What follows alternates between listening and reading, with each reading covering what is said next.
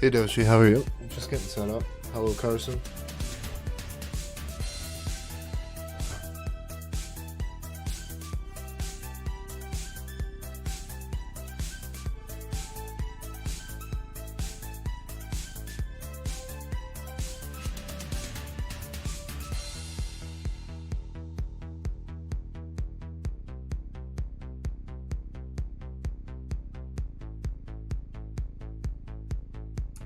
I'm not late.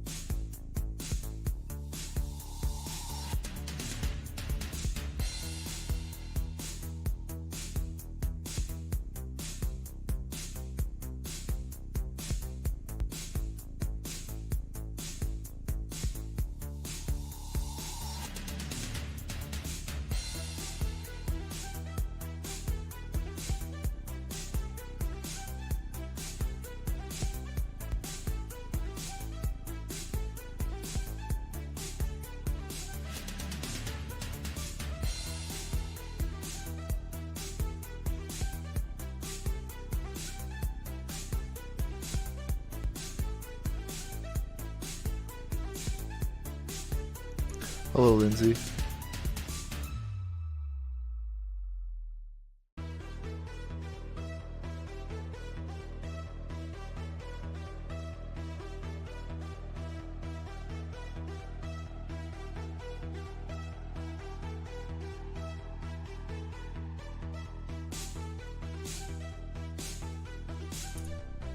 I don't know if I was muted when I said hello Lindsay, but hello. I gotta reload my page because Linda's speaking a different language.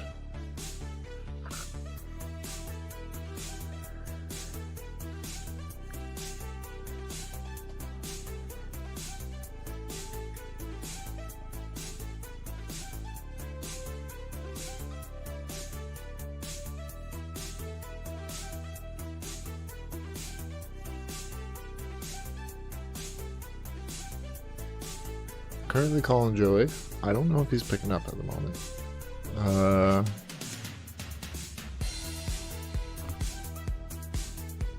He was running behind. He got caught in traffic.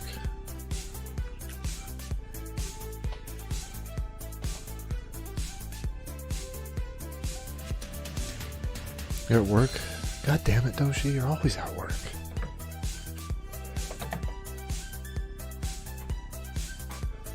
Oh no, he got home. He messaged me when he got home. He's cool. He's fine. He's fine. Well, we can start without him, and then he can join when he's ready.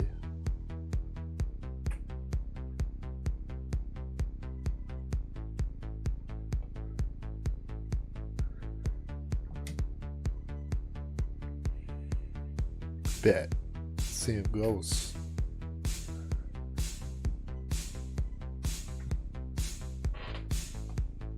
Carson, do you know how long it's going to be before they add the tracks to worldwide? Like, you're the person to ask. I feel like you just know everything about friggin'.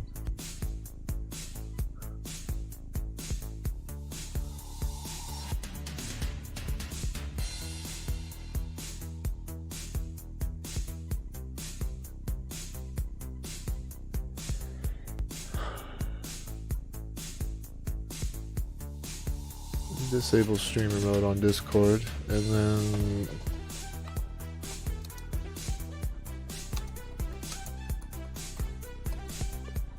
okay, so you might have heard that. I was typing. I have the soundboard open. Actually, no, you wouldn't have heard it because it's not on that. It's not on that page. Never mind.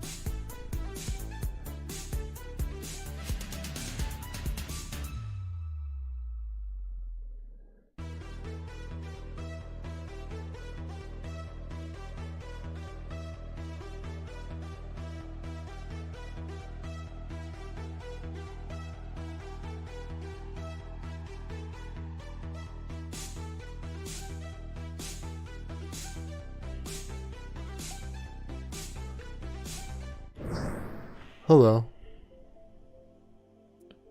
December 9th.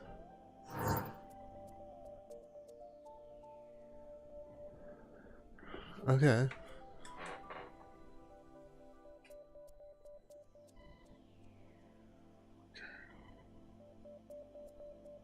So confused.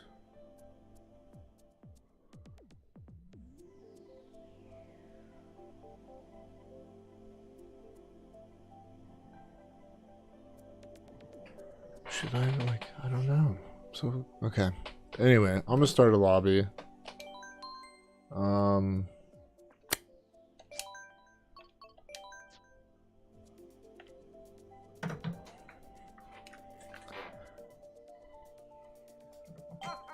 Starting to feel like I should change the title and the thumbnail.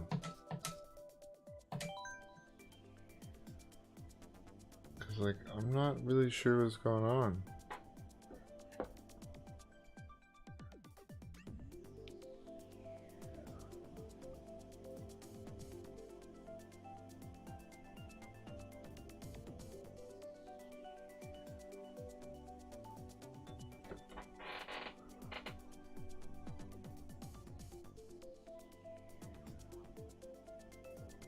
Well, I mean, my understanding is that we're collabing, yeah.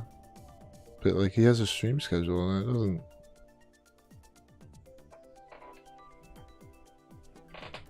doesn't say anything about us doing anything together. So I'm not sure what's going on.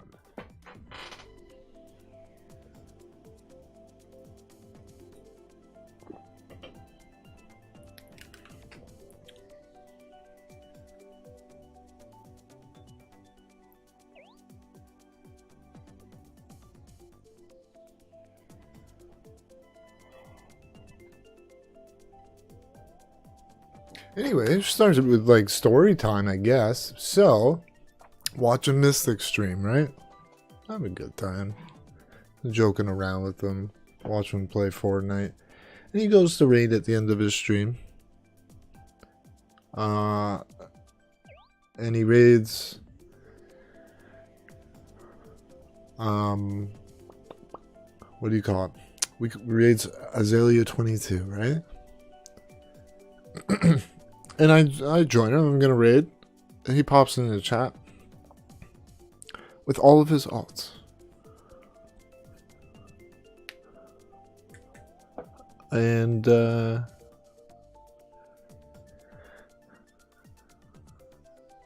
so I didn't join the raid at that point. I simply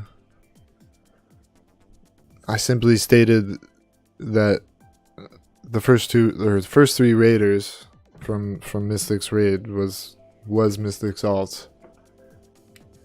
And I got friggin' timed out for literally trying, like, informing the streamer of dishonest behavior in their chat, and I get timed out. Like, it's just wild.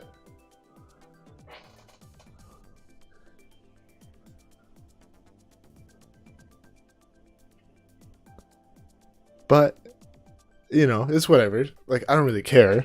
I don't watch Azalea. I'm not subscribed to her.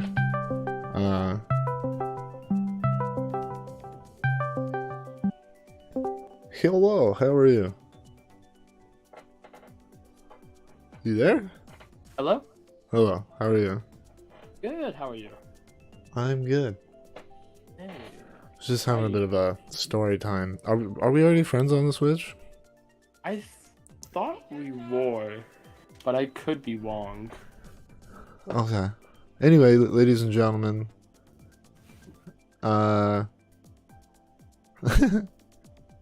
Joey64, ladies and gentlemen, will be racing with him this evening. Howdy. Oh yeah, I see your room. It just popped up for me. Yeah, neither. Okay. Oh, there. Did you work today? Is that why you're caught in traffic? Yeah. That and. Did I make? I got home and then It just now popped up. My computer being god awful slow. That's why when I first heard your voice, Discord didn't even tell me I was connected. So I was like, how do I hear his voice if I'm not connected? Yeah. But no, not at all. I just need to get myself live if my computer wants to cooperate. Yeah, no worries. Yeah. But... It's time to mop. I'll drop by later. No worries, Croc. No worries, Croc. We got 4 people in here, so I'll start, and then when you're ready to join, you can join. Unless you're... Are you in here already? I'm already in here. I'm the little green dude. Is it gonna be... Are you still setting up your stream, or... Yeah, I mean, I can at least get the item screen up. Yeah. I should be live in about 1 minute. Have to hit... Well, all I have to do is hit the live button. So I usually do hard comms, just to fill out the lobby, and then... because it makes it more chaotic with the items and all that, and it evens things out. I do the same thing. Yeah, I do the exact same thing. So I usually start with 150. If people are interested in 200, I will do 200. Okay, that sounds good. Carson, friggin' Streamlabs bot is probably just brokey. Give me a moment. I'll see if I can sort that out. Do you want to just start with all items at first, and then we can start, you know, messing with custom?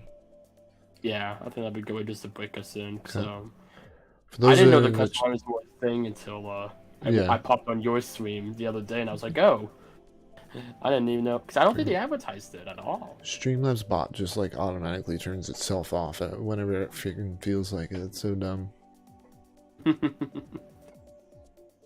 I still don't have any of those fancy bots. I should probably, like, do you swear at all in your streams? Or you keep it clean? Okay, alright. Yeah. Then I'll keep that in mind. Yeah. I do swear, but I try to keep it to a point where it's not excessive and never in a malicious way or... like that's basically my rules on my channel. Yeah, like if you say 1 or 2, I'm not going to... I'm pretty good, actually, because I used to do family friendly. And I just say farts a lot, like, instead of the other F words. You know what I'm saying? I got you, yeah. Oh yeah, guys. Soundboard. Oh, shit. Here we go again. Oh yeah, this one too.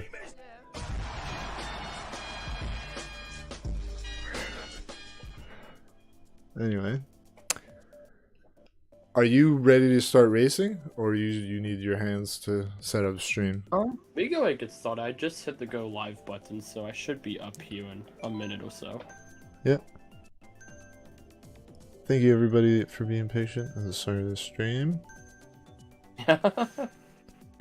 I appreciate it. Oh, something I realized. I mean, like I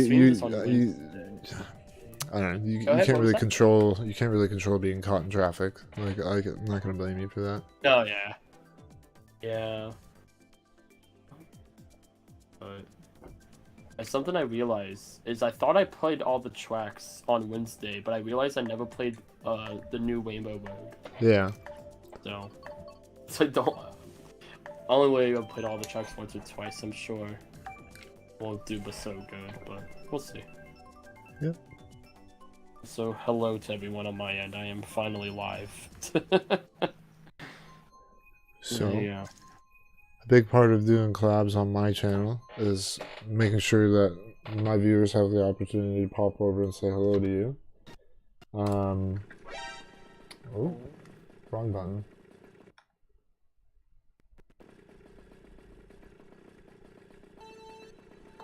I'll have to do it after this race. Alrighty. Also, for anyone on my end, Jeffro's link is in the description, or should be. If it isn't, I will make sure it's there after this race. Oh, for Cool Chip's in here already. That is to them mysterious. You got Cool Chip and Carson in here to start off. I'm just gonna, I don't know if you've ever had them pop into your stream before, but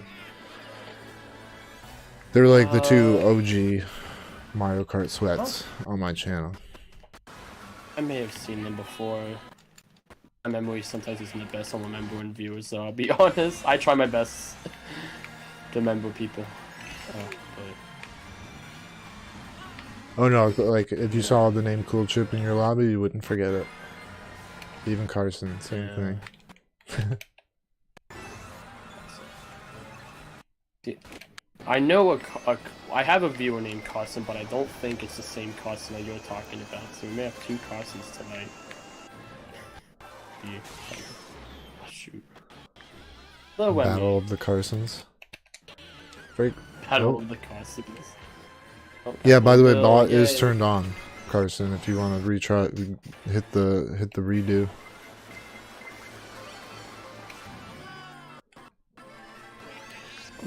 Last time you played with us, Lindsay, like you literally won 2 out of like the 5 races you did. So I don't know what you're saying right now.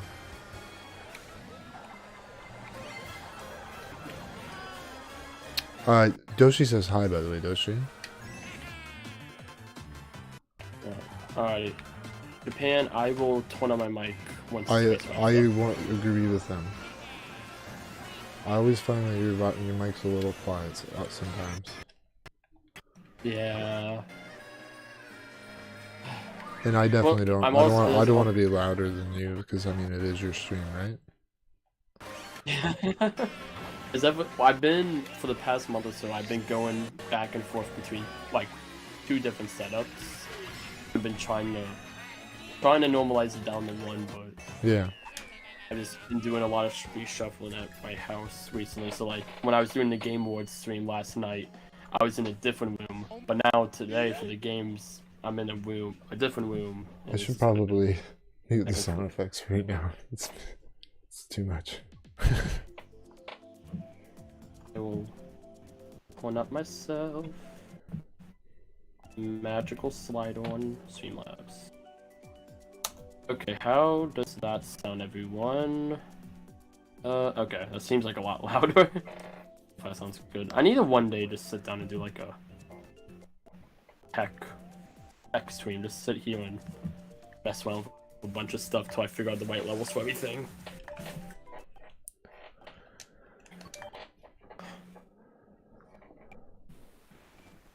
Oh, I got a pick stage. There you go. Okay.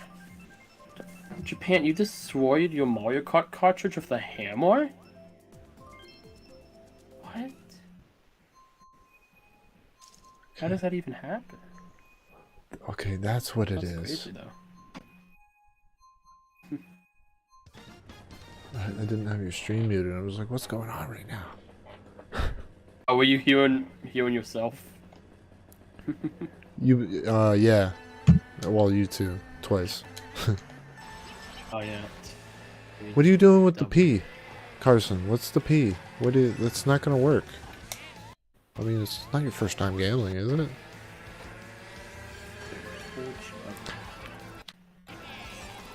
Anyhow, though. Did I say it the other way around? Did I mix that up, Doshi? You're pushing P, Carson? Oh, let's slow it down.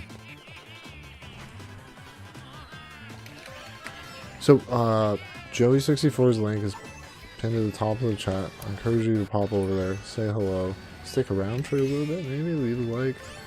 If you're not subscribed to him already, make sure you do subscribe. Also, if you guys don't remember, he's raided us in the past. Yes. A few. Say we were. Probably one of the more memorable raids. Oh. Because well, like. We could be memorable. Well, I mean, like you donated it, if I recall correctly, right? On the raid. Oh yeah, I always. If people have super chats, I always do like a. Like. I'm gonna do like a cheap one because I've never had that happen before. You know what I'm saying? Yeah. Oh yeah. Well, I think it's just a fun way to be like a warm welcome. Even like. It also helps with. I know a lot of times people would be like, some people still don't understand what a weight is, so they'll think it's Yeah. bots. So like Yeah, I no. feel like doing like a cheap like $2-5 super chat. Like, hey, this isn't a bot. These are like real people. So I've had No, that no, happen. and I appreciate it very much. It's just, it's very rare that even like you know, somebody that's new, like first time in the stream, Yeah. that donates, let alone a raider, you know. Yeah. I'm a person. I get money, then I'm just immediately like, yeah, I'm gonna give it away.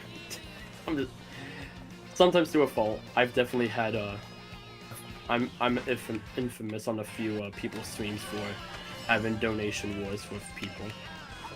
Well, that you gotta be careful with. You gotta make sure you got your rent paid and No, food yeah, and yeah. all It's one of that. those things I always set a limit in.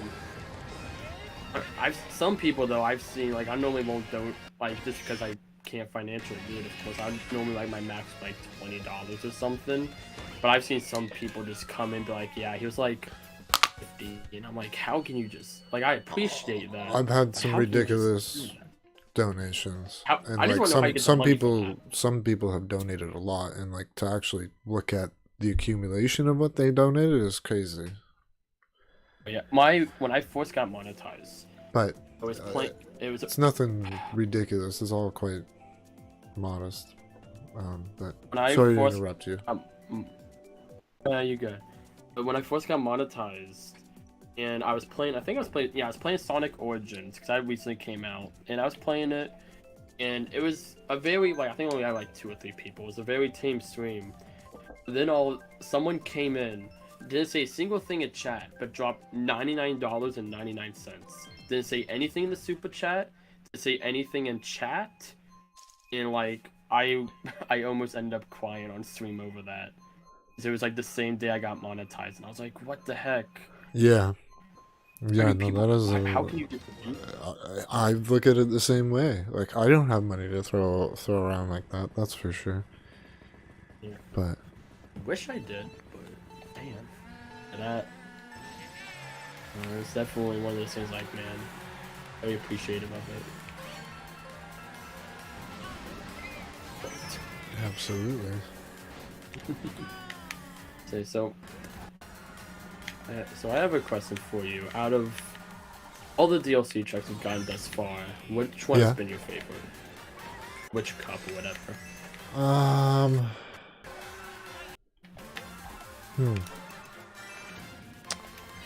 Gosh, That's a good question. Yeah, I kind of like them all, but that's kind of a cop out, you know. But yeah. frig, Maple Treeway, of course, that's one of them. I think the last track we just did. I'm terrible with names. Walk something. It's walk. The really walk- long gliding walkie walk section. something. Yeah, it's like walk mountain. I know the one you're talking about, but yeah. I gotta No. once we're done this race, I gotta look at all the tracks and.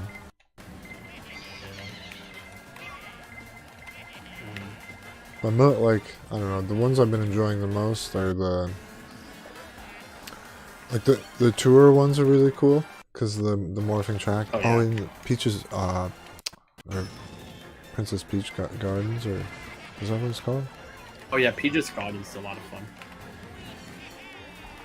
Yeah. Some people have said like they don't like how they changed up the last lap.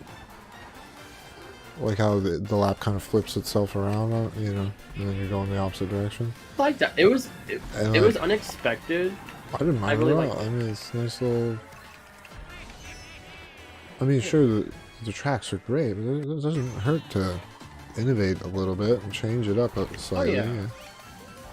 Sort of like even like some of the older tracks. I like that they add like the anti-gravity stuff and the glider and like the older tracks.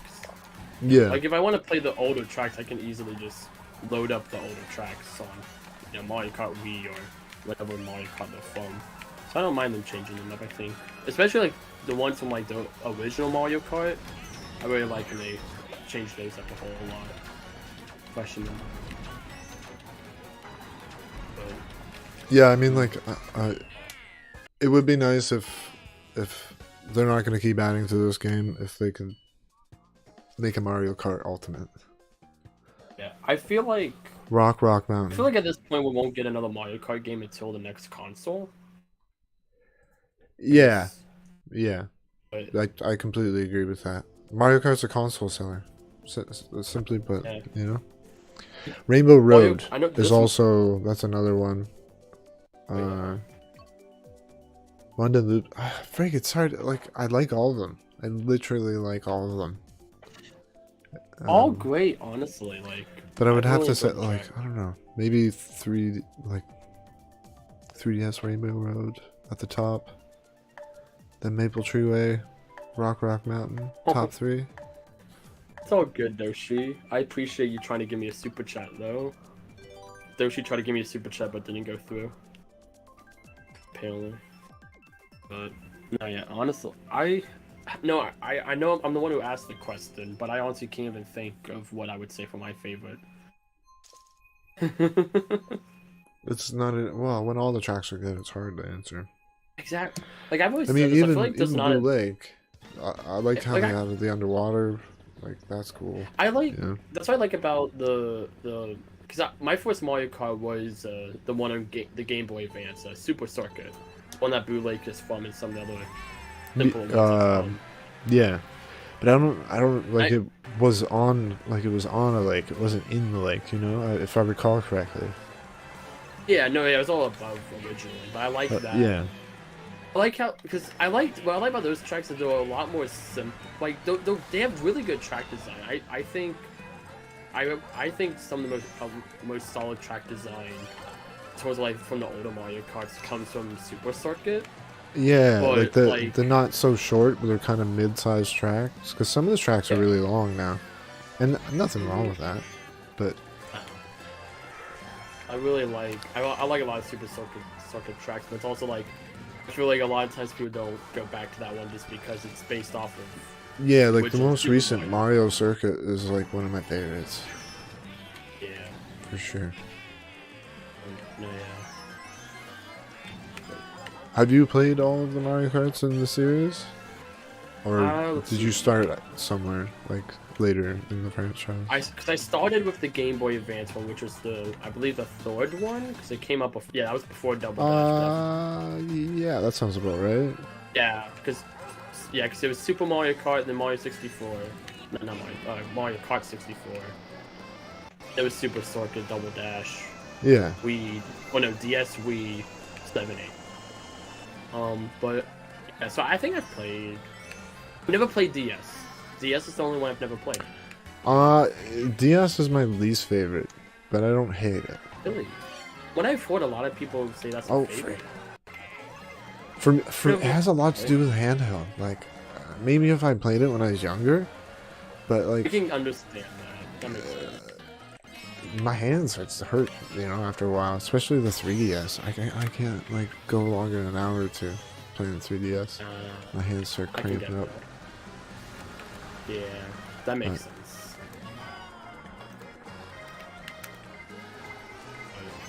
But I've had a lot of like handhelds that I've spent a lot of time with. Like my PS Vita, definitely #1 handheld of all time for me. Just time spent with. Kind of thing. You know? I had a PSP, but I never had a PS Vita. It's one of those ones I wish I had. I missed my green shot at the end. No. Wait, no, I still. Oh. How you doing, Minimod? Oh no, it took you. Wait. So someone sent me. Doshi sent me a super chat, but it didn't go through. He didn't get his money back. Let me see. I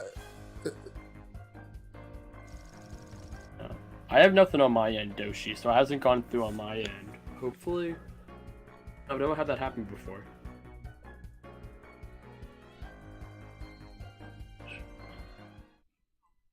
Hopefully you get your money back?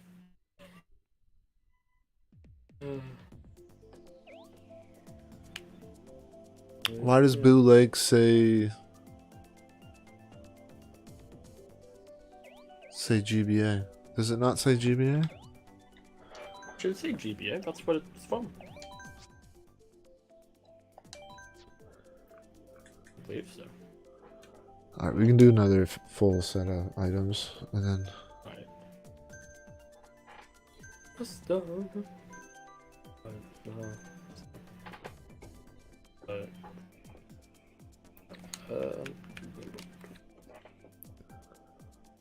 I think I played some of the old Mario Karts, but I think the first one I really latched on to was Double says Dash. GBA.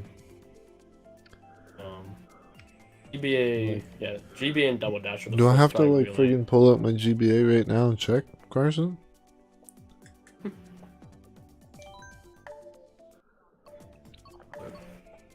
I'm hearing you. I'm not disagreeing. I haven't played Super Circuit in a while. Try to guess your favorite Mario Kart character. Is it Toad? Toad's the best Mario Kart character. How you doing, Umbreon? Yeah, I noticed you were using Toad. Toad and a Mercedes GLA. That is my go-to. I'm pretty for sure. Mario Kart. I'm assuming Umbreon's from your side. I'm pretty sure I've seen him in your chat before. I believe so.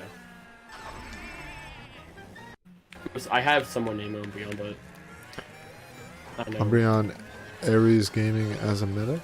I think that's... Oh, I need to pay attention to the track, maybe. Oh, jeez, someone threw a bomb there. Is it Peach or Rosalina?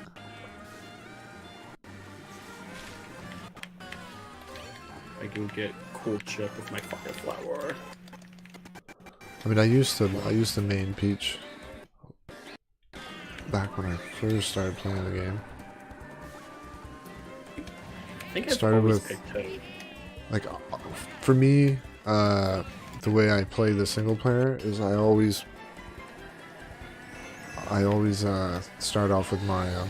I do all the races with Mario, and then I'll switch things up after I've done that.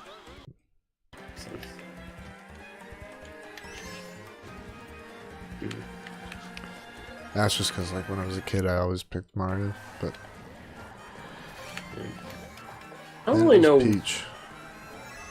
I don't know why, but for some reason Toad's has always been the character. Ever since I was a kid, I always gravitated towards Toad. Yeah.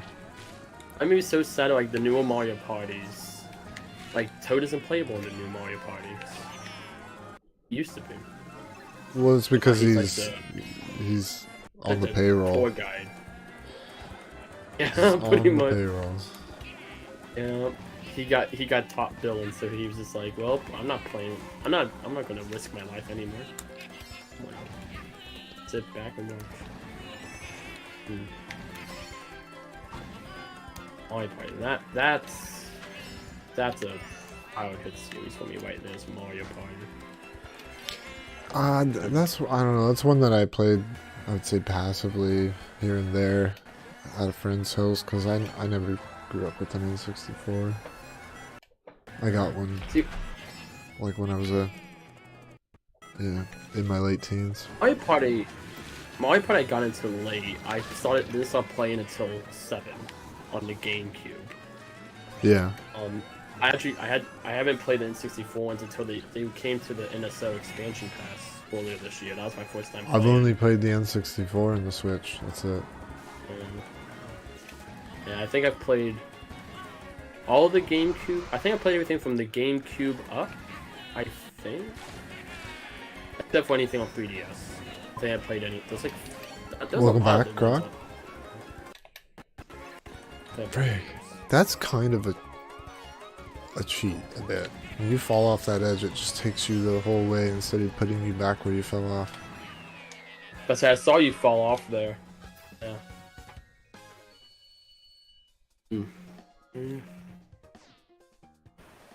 So if I assume you were working, that's what I think you already said that. But if you want to share, what do you do for your living?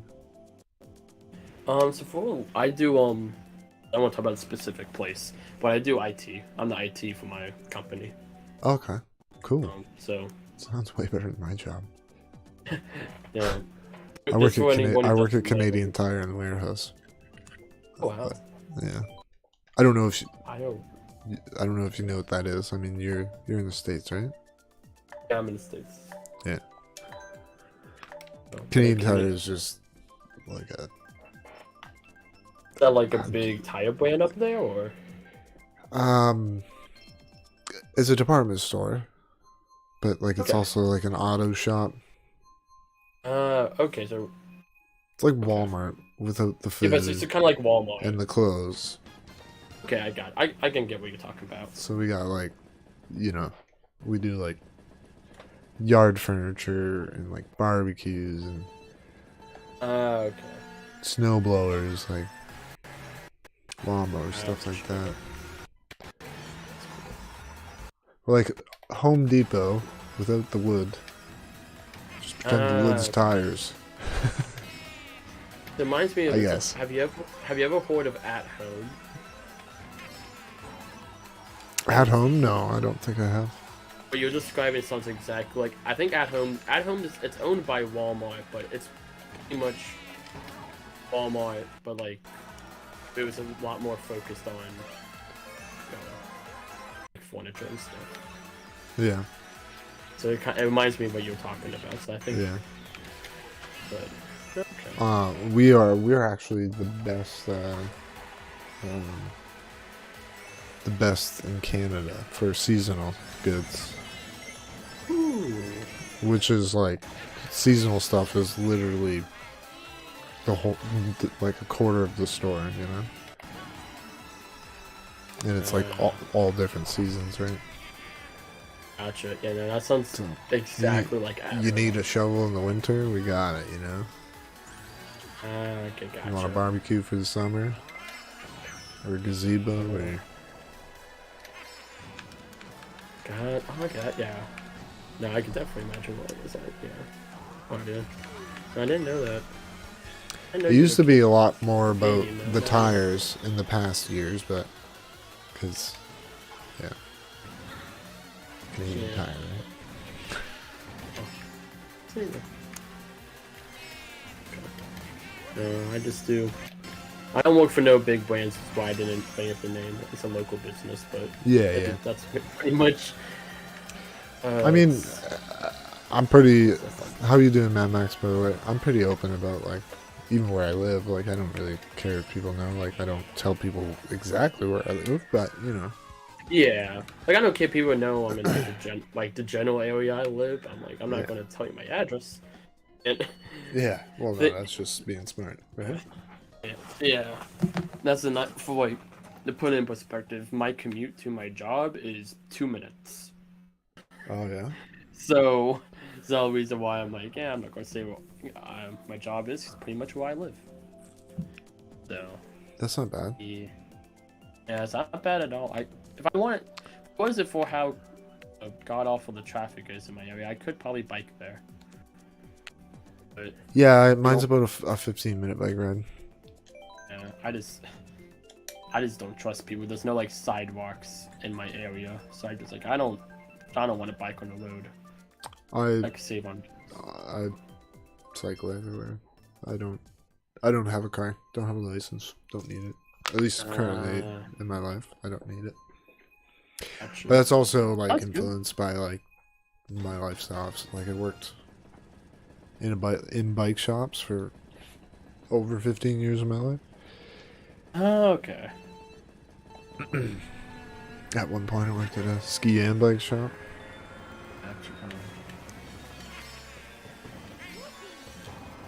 You must be. So I've always done just hands-on things. Yeah. Well, Uh, 15 years. The bikes is the main thing. There isn't really anything I don't know about repairing a bicycle. I mean, and I don't mean that in an arrogant way. I've just done it long enough that I have the experience to know what to do. Yeah. Oh yeah. Good. That's. I imagine that you're probably good at what you do. Yeah. Probably because you have experience doing it, right? Yeah. Well, so originally at the store I work at now still, I originally got hired there as retail, just like a retail stocking one and register person, and we were having an issue with one of the registers, and I did the glorious thing of restarting the computer and fixed it, and they were like, "Do we have a job offer for you?" Yeah. Because they were like, and I was just like, as long as y'all know I have no training, I'll take the job, but like y'all just gonna have to be patient with me. And they're like, yeah, they've been really good for me. And That's a just giving me Simpsons time reference, for- isn't it, Doshi? Oh, it's been nice. For my first job. I can hit this I'm wall very every happy time. with it. Oh my lord. I think it's the first time I've done a decent one of this track. It's an 8. I keep hitting the walls for some reason. I've never really had the issue until now. Yeah. Ooh, I just saw It definitely 1, 2, 3, 4, 5 Fake Street is definitely a Simpsons reference. Yeah. I feel like it is. What a bit before.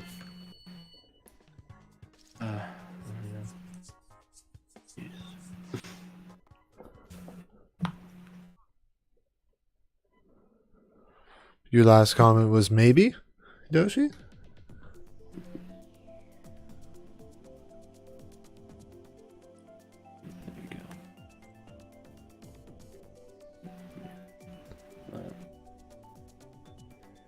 Yeah. You were probably watching the Gaming Historian, Doshi. But yeah, they wanted.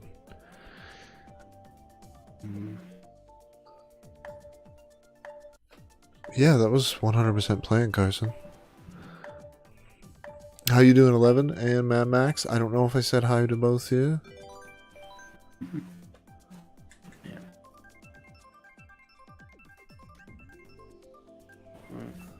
Make sure I didn't miss anything. You're playing Big Run, 11? We're going to be doing Big Run this weekend, if anybody wants to take part in that. And another reminder, guys. Joey's link is at the top of the chat, pinned. Be sure to pop over there and say hello if you haven't. Maybe even stick around a little bit. He's a pretty cool dude.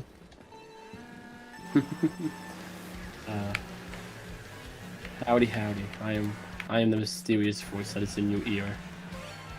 I mean, I agreed with the award, Doshi. I mean, does Nintendo Online in general need some work? Yeah. I mean, but that's not going to happen as long as it's peer-to-peer. Yeah. Unfortunately, it also it's just I feel the like side depends effect. I feel like it depends on the game. Sometimes, like Some games are worse than others. I have like next to no issues with Mario Kart Online. Well, it's just like with Splatoon, when somebody gets disconnected, they end the match. Unless it's in the last minute. Which is really dumb. I don't know if you play Splatoon. I don't know if I've seen I you play love it. Splatoon. Okay. That's why I'm gonna be busy this weekend with work, and I don't think I'm gonna be able to participate in the big one, which makes me so sad. I'm really excited for it. I don't know. I might not. I was going to stream it, but I might not stream it. Just play it if I get like. How late do you work? Like tomorrow. Well, I'm not working too late because I typically don't work on the weekends, but having me work from. What's the time? 8 to 4 tomorrow. So. And then I also have stuff I need to do after work tomorrow and Sunday, so I probably won't be home for too long. Yeah.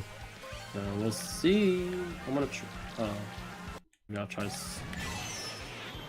playing my Switch to work and do it during my lunch break if I really want to. Ah, hit the wall. Yeah, but I'm gonna be my retail store. I'm gonna be Santa Claus this weekend, so it'll be fun. Interesting. Yeah, Sounds like a good time.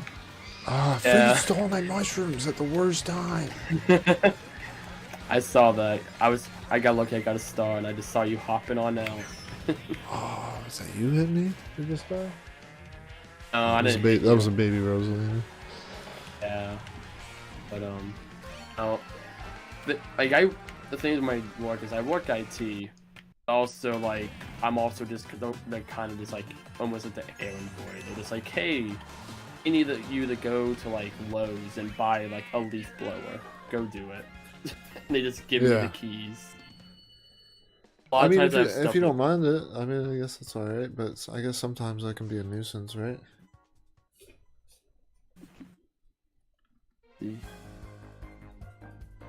Yeah, Doji, I would be interested in doing collab. I think we've talked about that before lightly. I would like to get a bunch of streamers together because, like, I've been thinking it lately about because it's been hard to fill Mario Kart lobbies. Like, I used to be able to get 8+ people no problem to join. I think the game just in general has died down a lot since the initial DLC hype. Well, I mean, like, you can go to other people's streams and see that, you know, and I guess it all depends on the people that are watching. Some people just want to watch, you know, and that's fine. Some people don't want to play; they just want to sit and chill. Some people are at work, like a couple of my viewers are, in fact, at work. So yeah, not working because they're watching me. No, because I used to do Mario Kart Monday. I did it. I started it. I was like a month before they announced the DLC, so it was like January, February, or something like that. And I did it all the way up to like October. So I did it for like 37 weeks, I think. Yeah. And it was just the point is it was dying off, and I was just like, I feel like people be interested in different content because, like I said, I was doing it for like 37 weeks. So I decided to, at least for now, like it's some of those things like I may come back to it, but for now it's just hiatus, I guess. But yeah. I don't know. Well, what I was gonna like say about like not being able to fill the lobbies was like I know a bunch of streamers. Like, why can't we get a bunch of streamers together and freaking play Mario Kart? Like, we got 4 or 5, maybe 6 streamers. That's half the lobby. Like, I know some people. And then everybody can have viewers that pop in and out if they can. Yeah, well, that's what me and 2 of my fellow content creator friends, and Fall Guys first went multi-plat and free when it came to like Nintendo Switch and all that. We were having trouble filling custom lobbies because you have to have at least 10 players for that. Yeah. So that's what we started doing Fall Guys Friday, where it was me and 2 other creators. And we did that. We're still doing that actually. Now we went from every week to every other week just because of scheduling conflicts. Hence why I'm here today. But that's something we did for a while. We were at some points get like over 40 people in a lobby. Like it was with just 3 of us. Yeah. All around, well, on a similar size. Myself. But basically what I'm saying, if we join forces, it'll be much easier to fill out lobbies, and not just that. I mean, introduce my community to your community, and vice versa. And it just helps everybody. Yeah, well, that's it. Collaboration is like one of the best things to do. Not just on YouTube, like any social media platform. You got, like if you have, let's just say you have like 10 people, and I have 10 people. Yeah. We're showing 10 people to me, and 10 people to you. And, you know, that's 20 total viewers watching the stream, if you think about it that way. Yeah, absolutely. And I mean, with things like raids and stuff like that becoming much more effective. Yeah, I know. On the deliveries, so. Yeah, like I know YouTube's has started rolling out like a beta of the version of raids, and they're called redirects. Yeah, it's a little complicated because if some channels don't give permission for it, and a lot of channels probably don't even know they have to allow permission. It just ended up being, at least for now, it's too complicated to set up. So I still just post a link in the chat. I'm like, there's a link, go click on it. I did it last stream, and it was pretty easy to do. If you use YouTube Live Studio. Yeah, that's what I did it from before. But I haven't messed around with it since they first rolled out the feature a few months back, so Yeah. might be time to take another gander at it and mess around with it. But no, it's something. See, the thing is, I didn't know you can just take their stream link and put it in, and then it'll pop up. Like that's the issues I had with it. I thought you had to just like search a channel, and, you know. Yeah, that's how I did. Which I'm sure it works that way, but it was far more complicated to get it right. Yeah, that's just how I've always seen other people. I saw other people starting to do that. I was like, okay, like, that's how. I'm sure that's how I waited you. I just copied your stream link, posted it in my chat. It is cool how it pops up at the top of the stream, you know. Yeah, I do like that about the redirect. And it's also like because you get some kids that come to your stream and like raid, and it's like, oh, well, you weren't even live. Like, what are you talking about? Yeah, yeah. You know. That's and what, I don't really call them out or anything. I'm just like, all right, cool. Thanks. You know. Like, thanks. Yeah, it feels kind of like I've had a few times where people done that. And they're like, they weren't streaming, but they brought like 6 people with them. So I'm like, oh well, like some people do Discord raids, which yeah, I'm totally like that. To me, is still a legitimate raid. You're rounding up your community and sending them over. That's cool.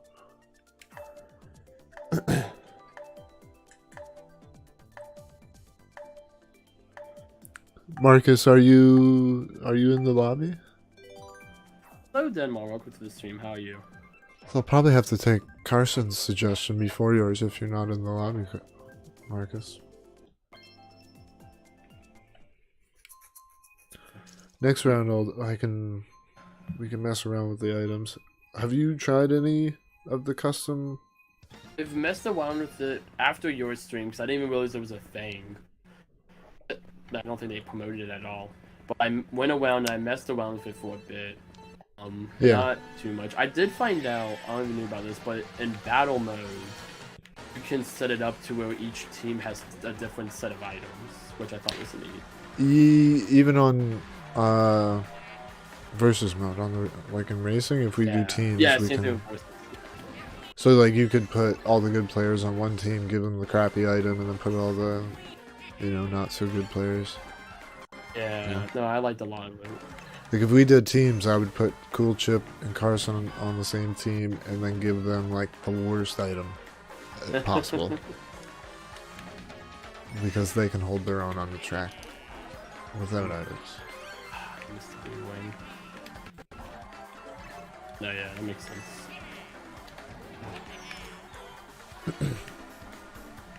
Oh, one person, they did crazy 8s and coins. So whenever you got a crazy 8, it was just 8 coins. Oh, okay.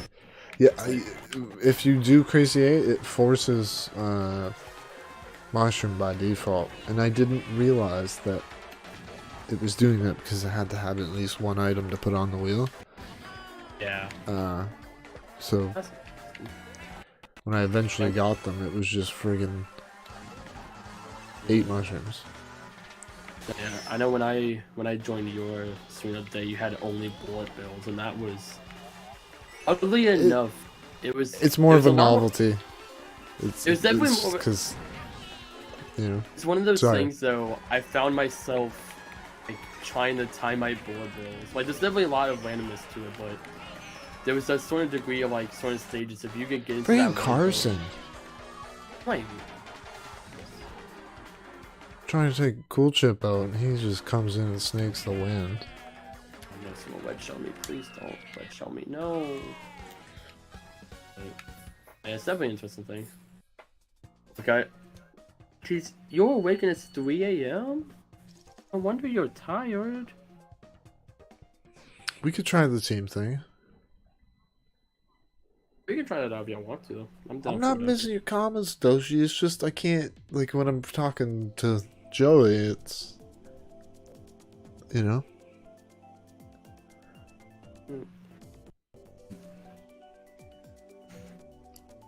I even hear your comments in his chat. Yoshi. Yeah. Gosh. Let's see. There we go. Vote Grum. Okay, I'll vote Grumble for you next time, Denmark. The only last the last comment I saw was about the Splatoon. Yoshi? Yeah. Oh, it's just like we had a full-blown conversation about your last comment. You know, just realize I have 3 viewers that are all just the name of a country. I have Japan, I have someone named Japan, someone named Denmark, and someone named Canada. Yes. I don't know. That's just a very random thing, but I was just happened to look down at my chat. I was thinking about that. That is kind of, yeah, that's something. I don't think I've seen anyone else's chat that just has different countries. Oh, he was just teasing Carson.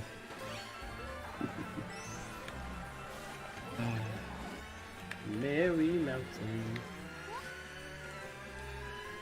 I'm so happy that they brought toy tracks over to the game. 8. Is it something? I don't think a lot. I'm surprised you don't. I'm surprised you don't pair that with the new emoji, Croc. Sorry, I cut you off. What were you saying? Good. But a lot of people. I know a lot of people talk about how like they're bringing toy tracks over to 8. A lot of people complain about it, but I don't think people realize that the people who make toy is the same team that makes 8. Like the Mario Kart team for toy is actually the same team. Yeah, I mean, like, you can even see that like they're taking the same assets. Yeah. From tour and bringing them over. They may be enhancing them a bit, but yeah. But I've been. Hello, Denmark. Thank you for popping over. Hey, there you go. But I haven't played Tour in a while, but I played Tour probably for about the first year it was out. A lot. I really enjoyed it. But I tried it a few times, but like when it first came out, like the controls weren't the best. That kind of, because they did definitely change. Like they did kind of fine tune the controls, from what I heard. Yeah, they've given more options for the controllers and stuff since release. You don't have to hold it portrait style anymore. I know that's a thing, but I enjoyed it for a while, and then I was like, okay, I've had my one with this, and I moved on. And then they're like, oh, bring in the tour tracks. I was like, great, because like my favorite part about tour was how good the track design was in that game for like the new ones. Yeah. I've seen it bringing it over. Man, I have gotten booed. That's disgusting, 11.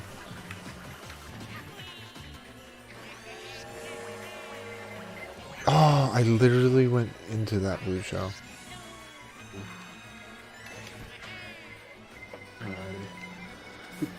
I'm over here hurting 10th place. Like, what am I?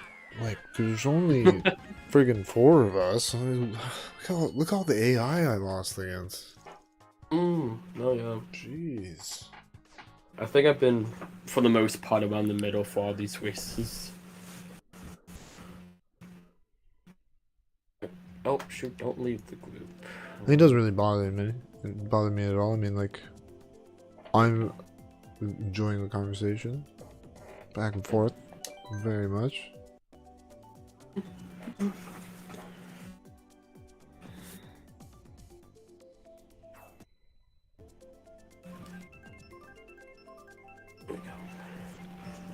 Carson, that was like 5 minutes ago.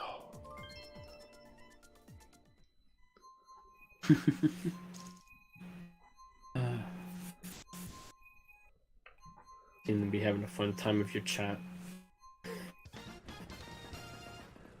Yeah, my chat can get weird sometimes, but I just fully embrace it.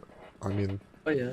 I don't really get uptight on certain things like spamming, and like if it's somebody new that I've never seen before and they just come in and start spamming, yeah, I mean you're probably gonna get timed out.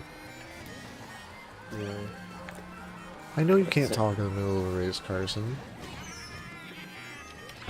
You know, I have had you say that, and I have a few of my viewers. They will win the race, like be able to still win the race, and they will talk in chat while they're playing the race. I don't know how they do it. Freaking Marcus does that while we're playing Splatoon, and I'm just like, what are you doing, Carson? Like, we're supposed to be playing the game. Game finishes, he gets like 12 kills, and I'm just like, what the? Like, I see, like, if you, how are I you feel like how are you people chatting and getting 12 kills? Like, I don't it's get how ridiculous. people are able to type that fast. I cannot type that fast. That's my big thing. By the way, Like, Doshi, people, like, in we should Splatoon, do a 3-way collab if Joey's into it. I'm always open to the idea of collabs. Possibly not being as late as I was tonight.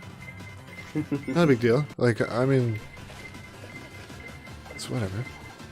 Type while gliding. No. I'm gliding while I'm gliding. I'm not gonna type while I glide Denmark. Yeah, Denmark's one of the Denmark is my our resident like professional Mario Kart player. He is one of the main ones who types while he's playing Mario Kart. I just get it. But oh yeah. Yeah, I've seen you talking in the chat too, Karok. No, I would love. I said, I love doing collabs, so I would love to do a collab with you all. There's a secret pathway this way? What? Yeah, I just never have a mushroom for it. I had a golden mushroom, and then I proceeded to mush off the edge. So. At least I know it's up there now, I guess. Just added that, because I don't think that was in Wii. Maybe? I don't know. And I wasn't that good at Mario Kart back then. Michael being not that good right now, honestly. I'm solid mid today. I mean, it's probably just because, like, it's difficult keeping up with the chat and keeping a conversation going sometimes. And playing the game, you know? There's a lot of... Your brain's getting pulled in different directions, you know? I'm doing my best to, like, keep conversation with you and also not cut you off when you're talking, you know? 'Cause yeah. No, yeah. I always feel like I play games worse while streaming. Doshi, calm down. It's not like that. Jeez. So, Denmark just told me that our stats is 244 to 40 in his favor. That's insane. We've done nearly 300 races together, Denmark. Friggin', I wonder how many races Carson and me or Cool Chip or just like the people that come and race a lot. Because I know the numbers are up there. Mm. No, yeah, I agree though, Denmark. Like, I played Mario Kart when we did Mario Kart Monday for like 37 weeks in a row. I feel like I did improve a lot in Mario Kart in that time. Also because y'all are god tier at Mario Kart for some reason. I don't know how I pulled in a crowd like that, but yeah. Okay. I just gotta check. Carson came up with a combo.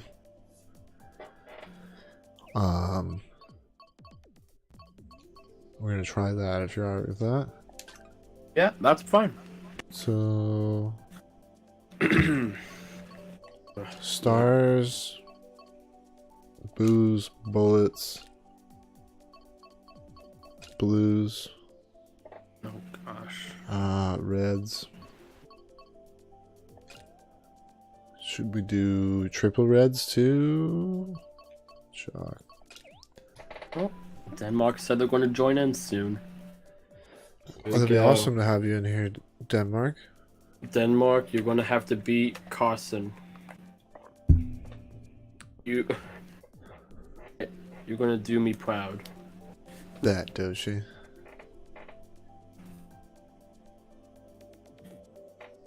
Okay, I think that's.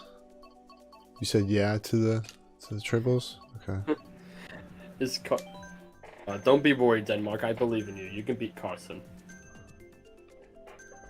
Yeah, I mean, I've beaten him. It's just it doesn't happen often. And it's Yeah, usually, that's about how it is for me with Denmark. It's like every once in a while I'll beat Denmark, but it's normally I just like. it's usually by chance, yeah. They Yeah, you screw get the up white or items and yeah. sometimes Carson will be like, "But I DC'd," and I'm just like, "It's still a win. I'm sorry." Yeah. It's I'm If taking it as if a our win. stats Sorry. go up, that means it's a win. I wouldn't be surprised if me and Denmark's 244 to 40, at least 5 of my 40 are disconnections. I take it. Oh yeah, we got Toad Circuit. Now I have to win Toad Circuit.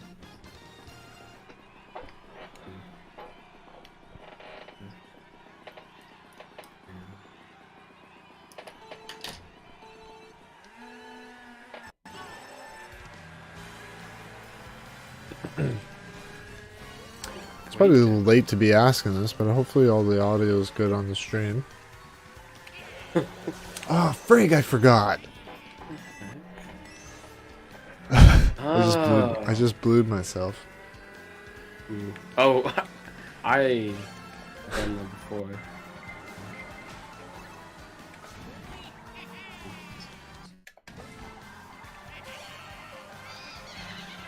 Carson ended up distracting me.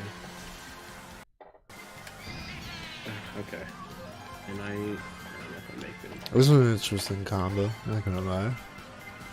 I don't know Yeah. why it gave me a blue shell in first. What? It gave you triple weds, and I gave me a single one. I was in second. Yeah, no, it seems like when you mess with items, it really throws off the balance. Even like the. Yeah. Oh, bullet bill works as a dodge for a blue shell. Forgot about that. Oh my. I had 2 triple wedge shells, and I had proceeded to have 3 people just one into me, and I lost all my wedge shells. That's good.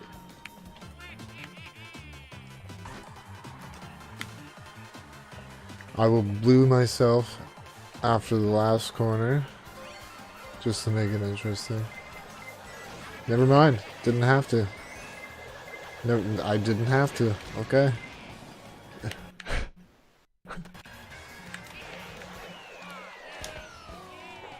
I just got Gosh. bombarded by 4 blue shells.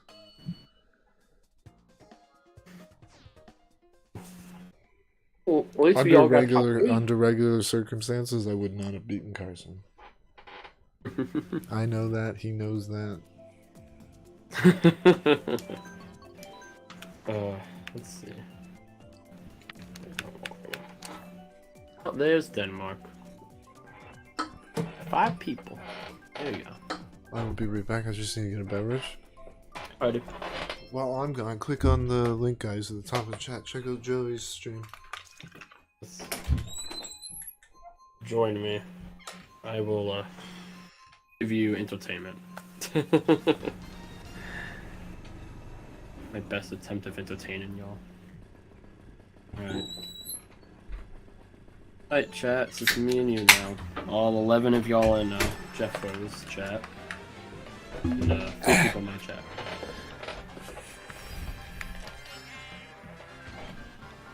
At least for a time. Hopefully he comes back soon so it does disconnect. So. If it's Jeff, Oh, Denmark's in here now. Nice. Thank you for joining, Yeah. Denmark.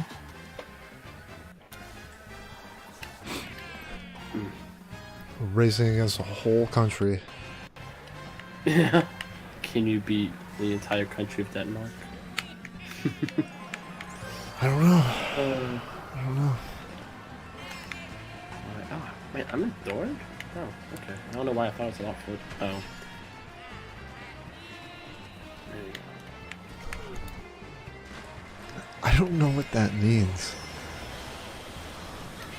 Croc?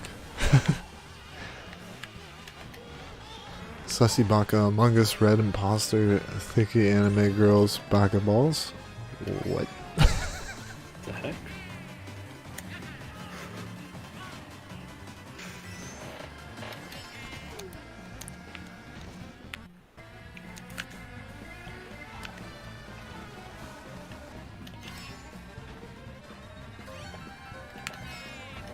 Ah, I ran into a tree.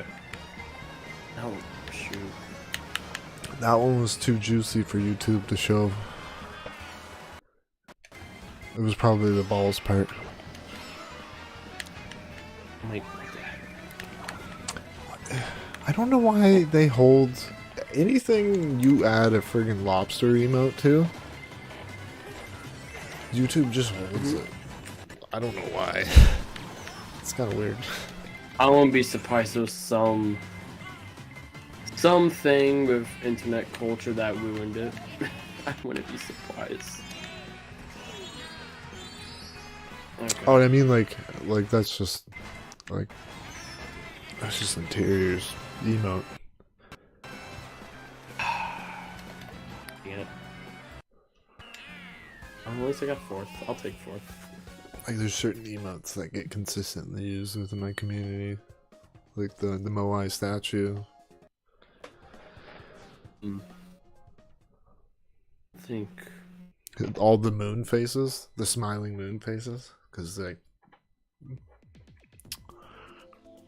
we kind of use them in a sarcastic manner, I guess. only main emote. Mad Max is in here. 11, are you gonna join and race with Mad Max as well? Join us. Mad Max and 11 are a couple. Join us 11. We can then take over half the lobby with you. We can push out the CPUs. So then we don't have to, I don't know, Roy. No one likes Roy. We can take out Roy. There we go. Roy or... The musicians named after is alright. Oh, true. I think it's Roy Orbison, I think. I believe so. I feel bad. My force race with Mad Max, and I immediately throw a red shell at them, like within the first 10 seconds. Oh, it's fine. I always hit this friggin' barrier every friggin' time. Welcome to Mario Kart. Oh gosh, why does everyone have a star around me but me? Oh, never mind. I stole it from someone. Perfect.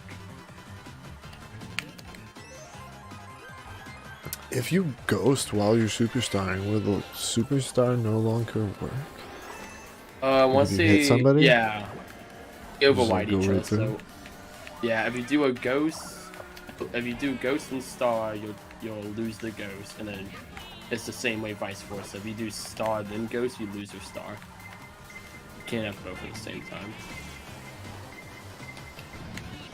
So one will override the other. Oh shoot! No, for a second there I was being pushed by a bullet bill because I had a star, and then I lost the star and it hit me. Shoot! Oh my goodness! I'm getting. Is this link where? Okay. Last two this might sound weird, but last two streams have been collabs on my channel, so like I hadn't burped really at all in the last two streams. I burp a lot on stream, kind of. It's pretty disgusting. I'm a terrible human being. Interesting. Oh shoot! Oh, I used a star just in time. Oh jeez, this is like the third time I've wedge shelled Mad Max. I feel bad. I don't know why I feel bad, but I feel bad. I don't know this person, but Just don't tell them, and they won't know. when I throw a wedge shot, they might go past them. I think they'll connect the dots. Maybe. Who knows? They probably will, yeah. Yeah, you're probably right. So they're listening to my stand-in voice. Annoying voice. Your choice. I don't think your voice is annoying. I mean, I think my face is annoying, but if that makes you feel any better. Sure, you have an amazing face. No one knows what my face looks like. Ooh, mystery. I mean, mysteries are fun. Yeah. I've had idea of like making some type of like YouTube scavenger hunt for like I don't know what like the reward would be, but I thought about like if I did some type of big mystery scavenger hunt thing, a bunch of different people involved, and like if someone gets like a cash prize or something, that'd be fun. I did a $100 Mario Kart tournament earlier this year, and that was a lot of fun. How does that work? It's just like a private tournament, like through like a Discord, Yeah. or Well, it was like streamed on the YouTube channel. But you had to be there for like the like whole. you organized it, or? Yeah, like I organized it. Like it was my $100. Oh, okay, so winner got $100 is what you're saying. Yeah, I got a bunch of creators involved, and I was like, whoever gets $100 who wins gets $100 to put towards their YouTube channel or whatever they want to. My first Kart week that I did, which was like the first wave of Mario Kart, the tracks or whatever. I did a similar thing, definitely not on that scale, but I think it was 3 months of Nintendo Online. It was I think it was a 32 race. Or it might have been 64. I might have done. I can't remember. Either way, called the Game Room Grand Prix. It's cool. We got like roles in the Discord for the top 3. Oh, that's cool. Yeah, sounds like fun. Yeah, I want to do more stuff like that, more giveaways and whatnot. But like, It's just the like the online membership cards that have been the easiest way for me, because a lot of my community is on Nintendo, and yeah, and they're not region locked. Like yeah, like if you get an eShop card for $10, it's region locked. But if you get an online membership, it's not region locked. that's not region lock. Yeah, So yeah. So like kind what of I've always been the done, easiest way.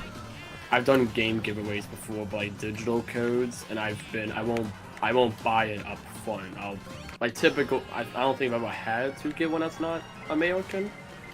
Yeah. Like I said, North American, but My understanding is those work the same way, because like it's the same price no matter where you're buying it from in the world. It's just there's a different price because of the the exchange rate, right? Yeah, for the most part. So like you pay $60 for a game, I pay $80 because I'm Canadian. Yeah. But Pretty much. the only difference, it would just cost me $20 more if I were to, because I've seen there's these triple game cards where you have the option to pick one of the 3. So you type the code in and it asks you, alright, what game do you want to play? And I think it was Splatoon 2, Mario Kart, and Animal Crossing, the card that I saw. Which is a pretty good idea, because you don't know what somebody wants. You get them a card that's got 3 games on it, and they get to choose which one they want, you know? That's cool. Normally I'll do it based off like the game theme. Like if I'm doing like Mario Kart, I may do something like Mario related or not. But I still want to do more of it. Something I like to figure out, and probably be when I get big, will probably be about time to do it. But I like to do like actual like physical like game giveaways or like Yeah. amiibo. Well, that's if people are willing to share their addresses, but I mean, that can There's a get way. tricky. There's a But way. There's different like companies that won that stuff, so you can do it without just being like, "Hey, tell me your address in Discord." But it's not- yeah, I mean, like you could do it through a merch outlet, I guess. Yeah, But- but no.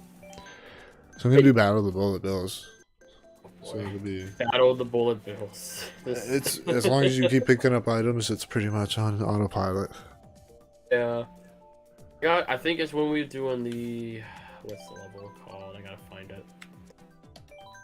Borland. No, not Borland. We got Super Bell Highway. We were doing on Wednesday, and I got into it with him that level where like I was like vastly in the lead because of how many item boxes are in Super Bell Highway. Subway, not highway. But I find it's the only time you get like if you get in that with him, you're good. But the moment you lose it, you're just dead. Yeah. But I know next weekend we are planning to do big end of the year charity event. I plan to do some giveaways for that. Oh, that's pretty People cool. who donate. Yeah, it's gonna be our biggest one yet. We're doing it Friday, Saturday, and Sunday, so it's gonna be live streams over the whole weekend. One of the first times for a live stream, I've been like, maybe I should have an actual team in person instead of this myself. So I have like a guy who's just going to be doing the audio and a guy who's going to be reading the donations, so I can just focus on being the host of it. Yeah, kind of like GDCQ. Yeah. I mean, obviously that's a bigger production, but And like that, but on a much smaller scale, pretty much. Though. yeah. I've gotten trying to get as many creators as I can involved. I know the schedule. We have the schedule in 6 different time zones because of all the different people we have involved, and it's like Honestly, man, I've been struggling to find like a group of streamers. Like I do know other streamers that I talk to on a pretty regular basis, but like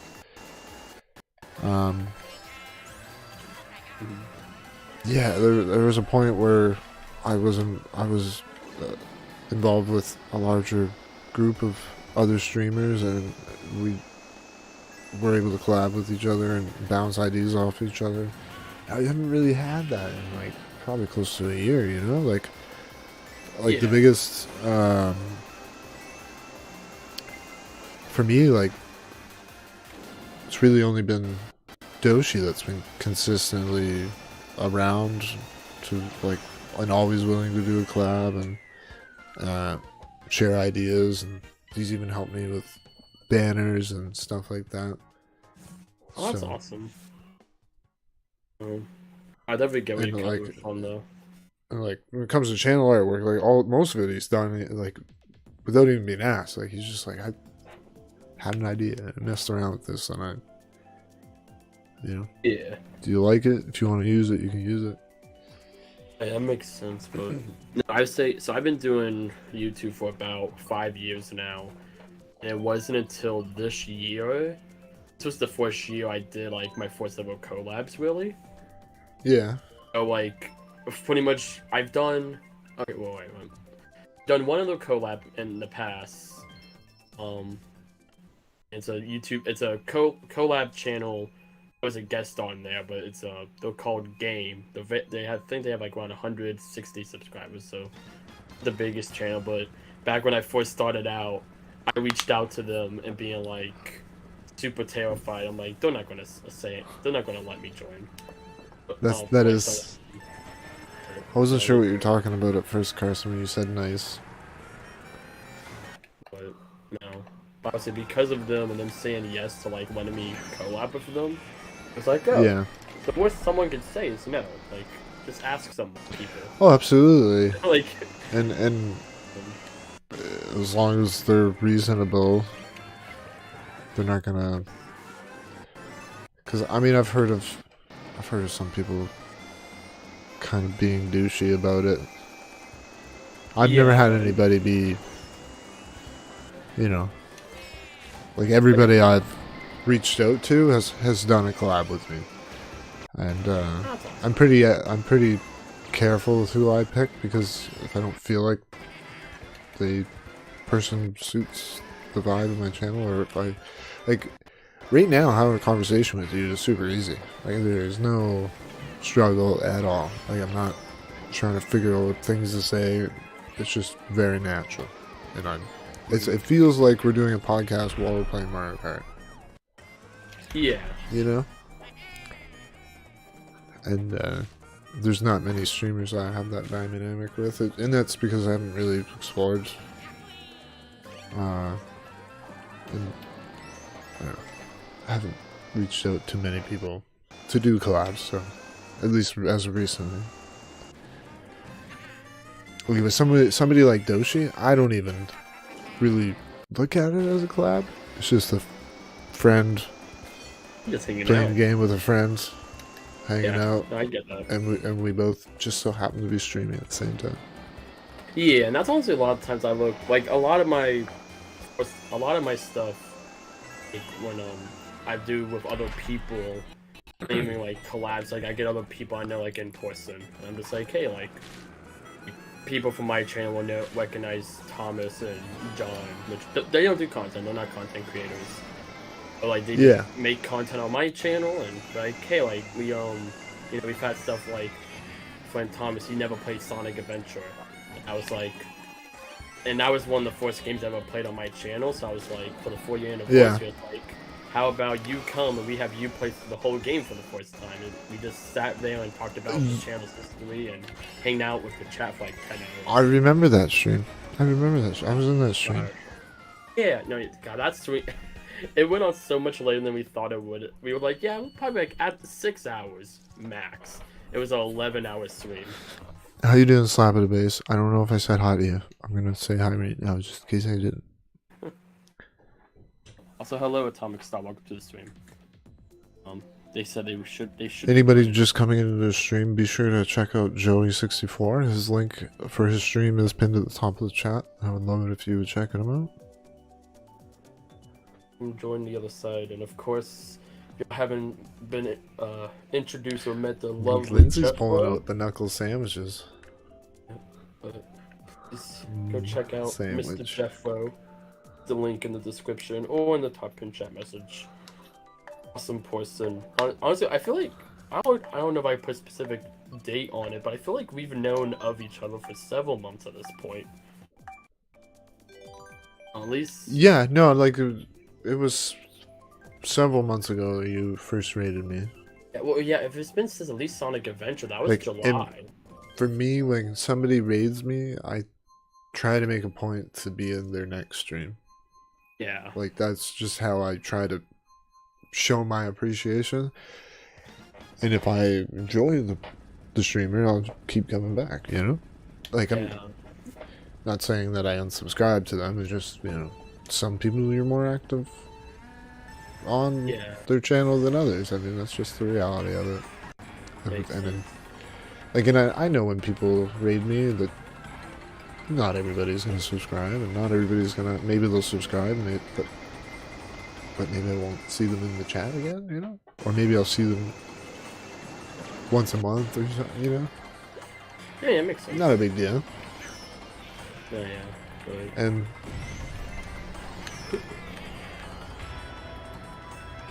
but raids are always appreciated because regulars do come from other streamers. That very much is a reality. Oh yeah. Okay, I think you've been on my list of like this person. I need to get in contact with them. It's just been that thing of like those things. It's hard to balance. I try to keep track of it, life but and yeah. the channel. That's why when you bought this Mario Kart thing, I think really just earlier this week, I was like, well, conversations of a collab started before, like several weeks ago. I feel like I brought it up. You might have. I'm just not remember correctly, but no, yeah, it's definitely something like yes. Like, but it wasn't like all right, let's do it. You know, it was just like discussed it, kind of thing. Like I basically like, would you be down? You know? Yeah. But no. But I definitely agree with what you're saying. Like I think collabs is such a great thing. To Also, do. I feel like if I spend some time on your channel before asking and maybe get to know you, like the collab will be easier. Yeah. Right. No, I totally agree. Cause Instead of being like, oh, I don't really know you because you rated me that one time and like, thanks and yeah.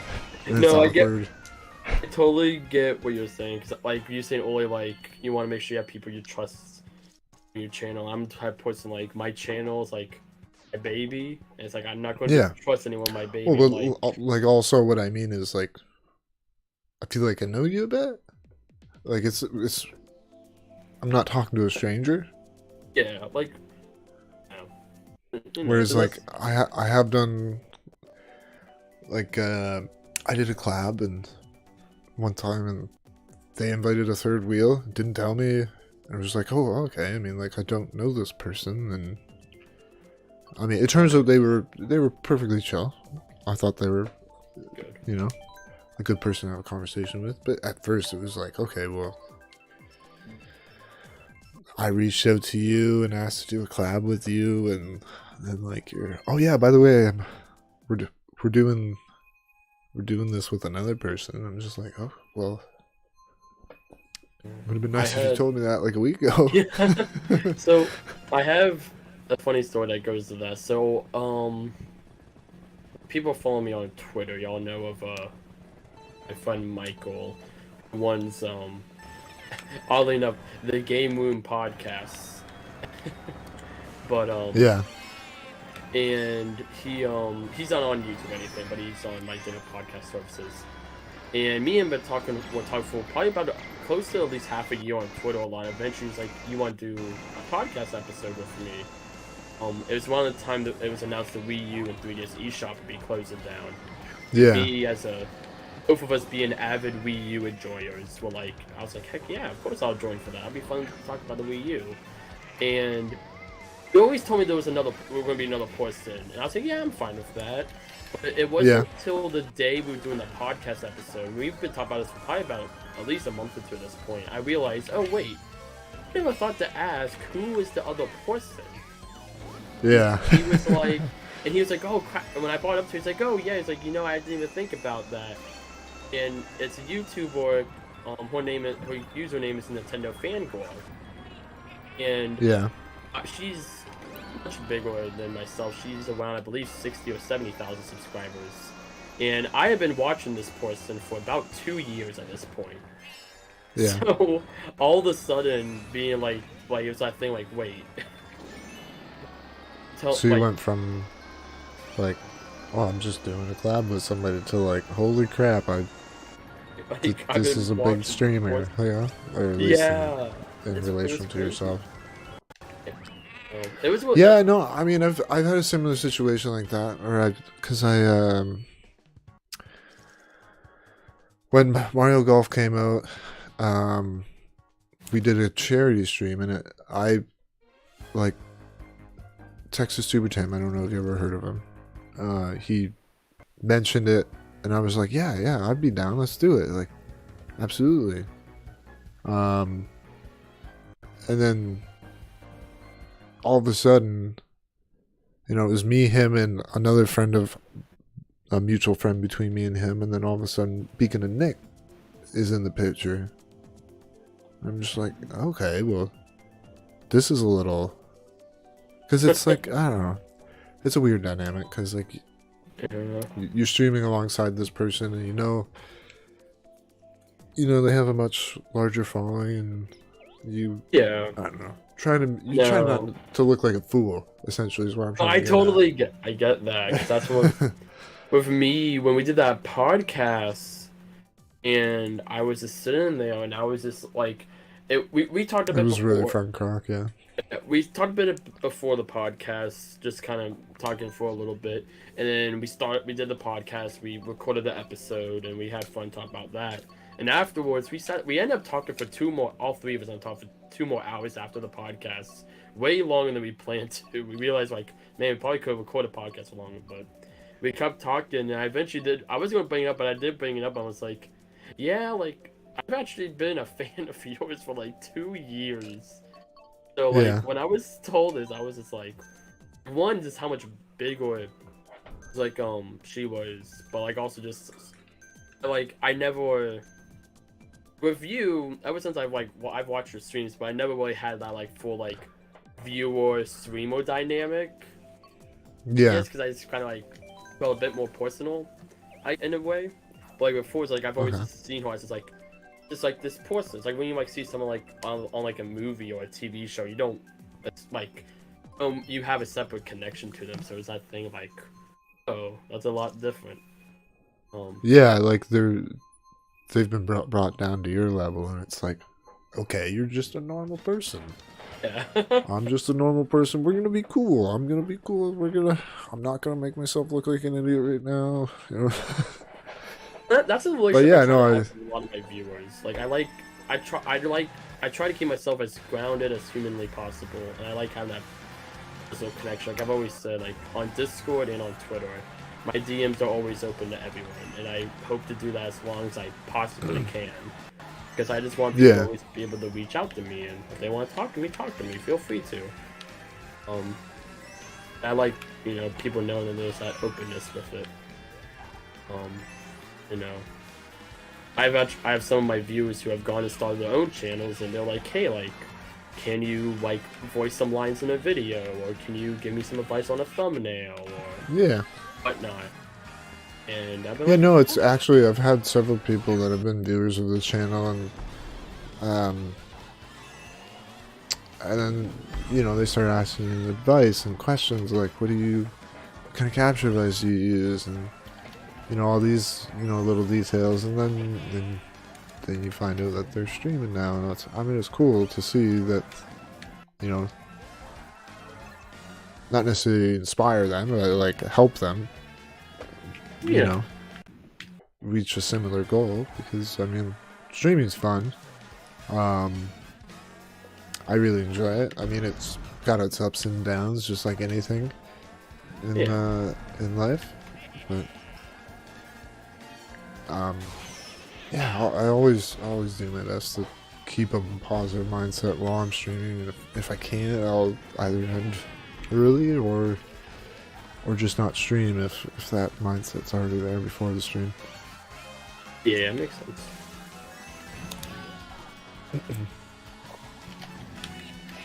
But no, yeah. Also, hello, Hyper J, and welcome to the stream.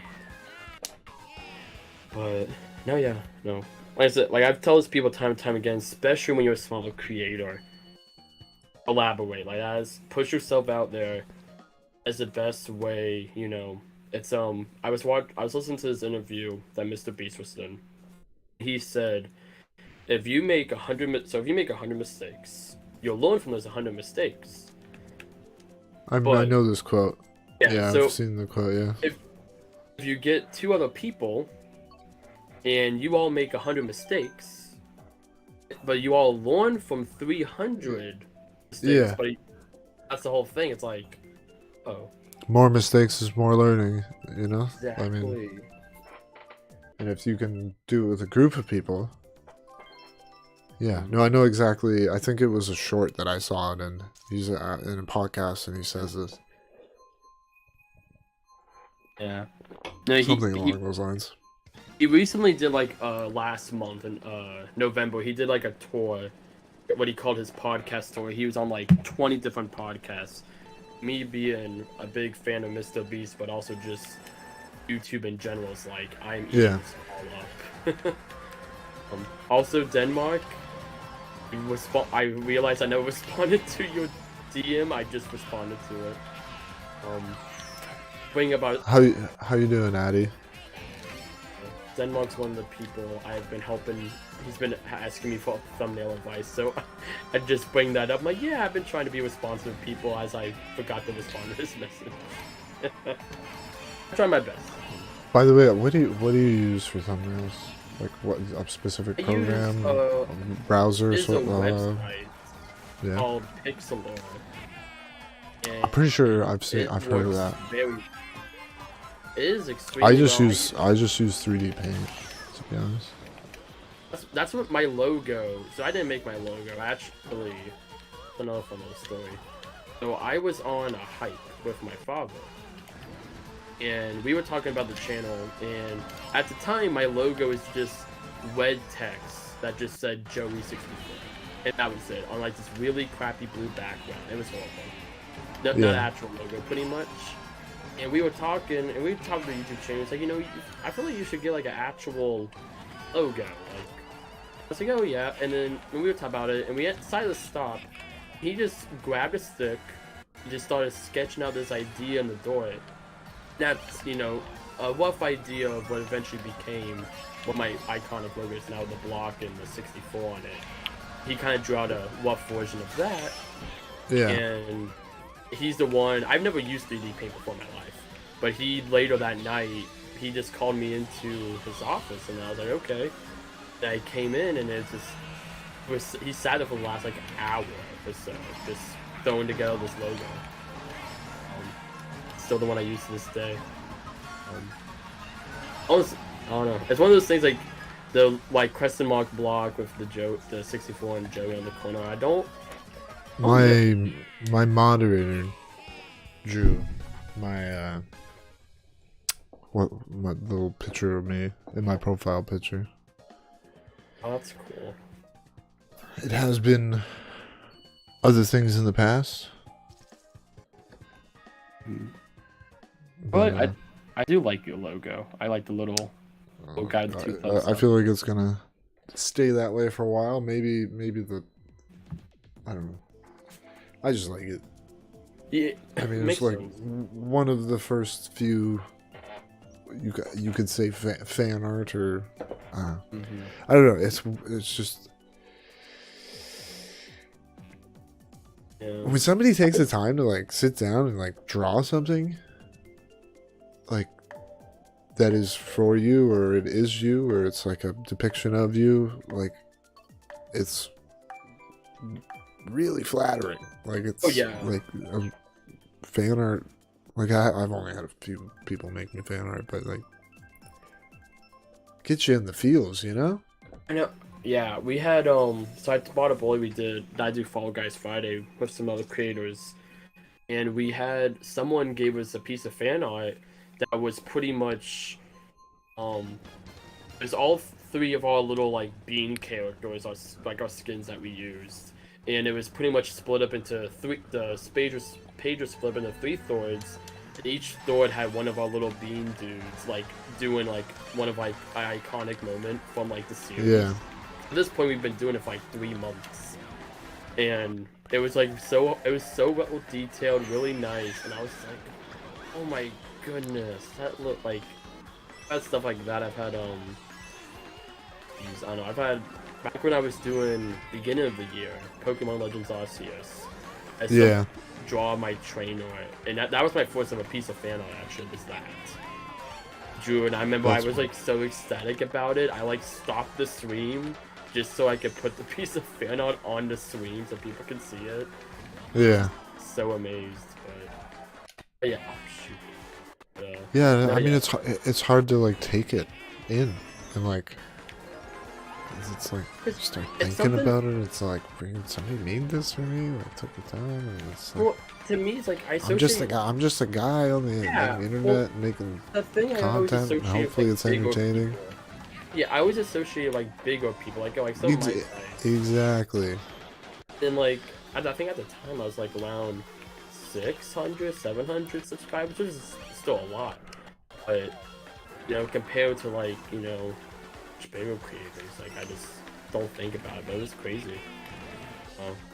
I'm always like, that's why I like just trying to be as open as I can with my community. Just how appreciative I am of them. It's been coined sappy Joey time. Because I get a little sappy sometimes. I mean, I've been known to get a little sappy, pretty sappy. So I get Croc. Sometimes, but no, BG means background, right? I'm assuming that's what that means. Probably. That's what I would think, so. Oh. I just went right into those mushrooms.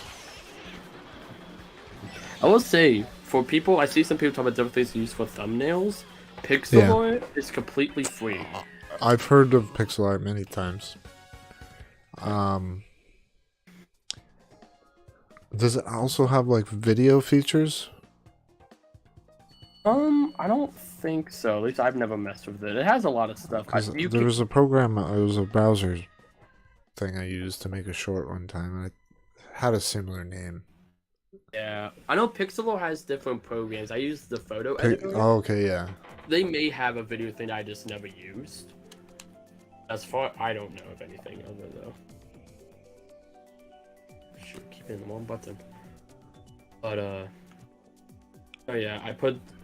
It's a bit of an odd spelling, so I put it in both chats for anyone who's curious of what it is. Any aspiring creators or whatnot. Yeah, I appreciate that. Yeah. This is when I took a photography class back when I was in high school, and we were like, "This is what we're gonna be using," because the school doesn't have enough budget to give us anything fancy. But it's really nice. I didn't use it for thumbnails when I first did. I also used it for my photography class, but then I realized, wait a minute. Personally, like, I understand that there's programs out there that you can pay money for, and like you'll get all the features you need and all the bells and whistles. But like, what if you can do it without that? Like being resourceful and finding other ways to do it. At least with Pixelo, I've never had a moment where I'm like, I can't do this. Like something I want to do. Like I've always been able. Oh shoot, my controller just died. I've never had a thing where I was like, oh, I can't do what I want. Like the idea I have. Yeah. You know. Like a recent video editor that I started using, Clipchamp. I've heard of that one before. It's free from the Windows Store. It's built off of the stock editor that comes with Windows 10. It just has more features. And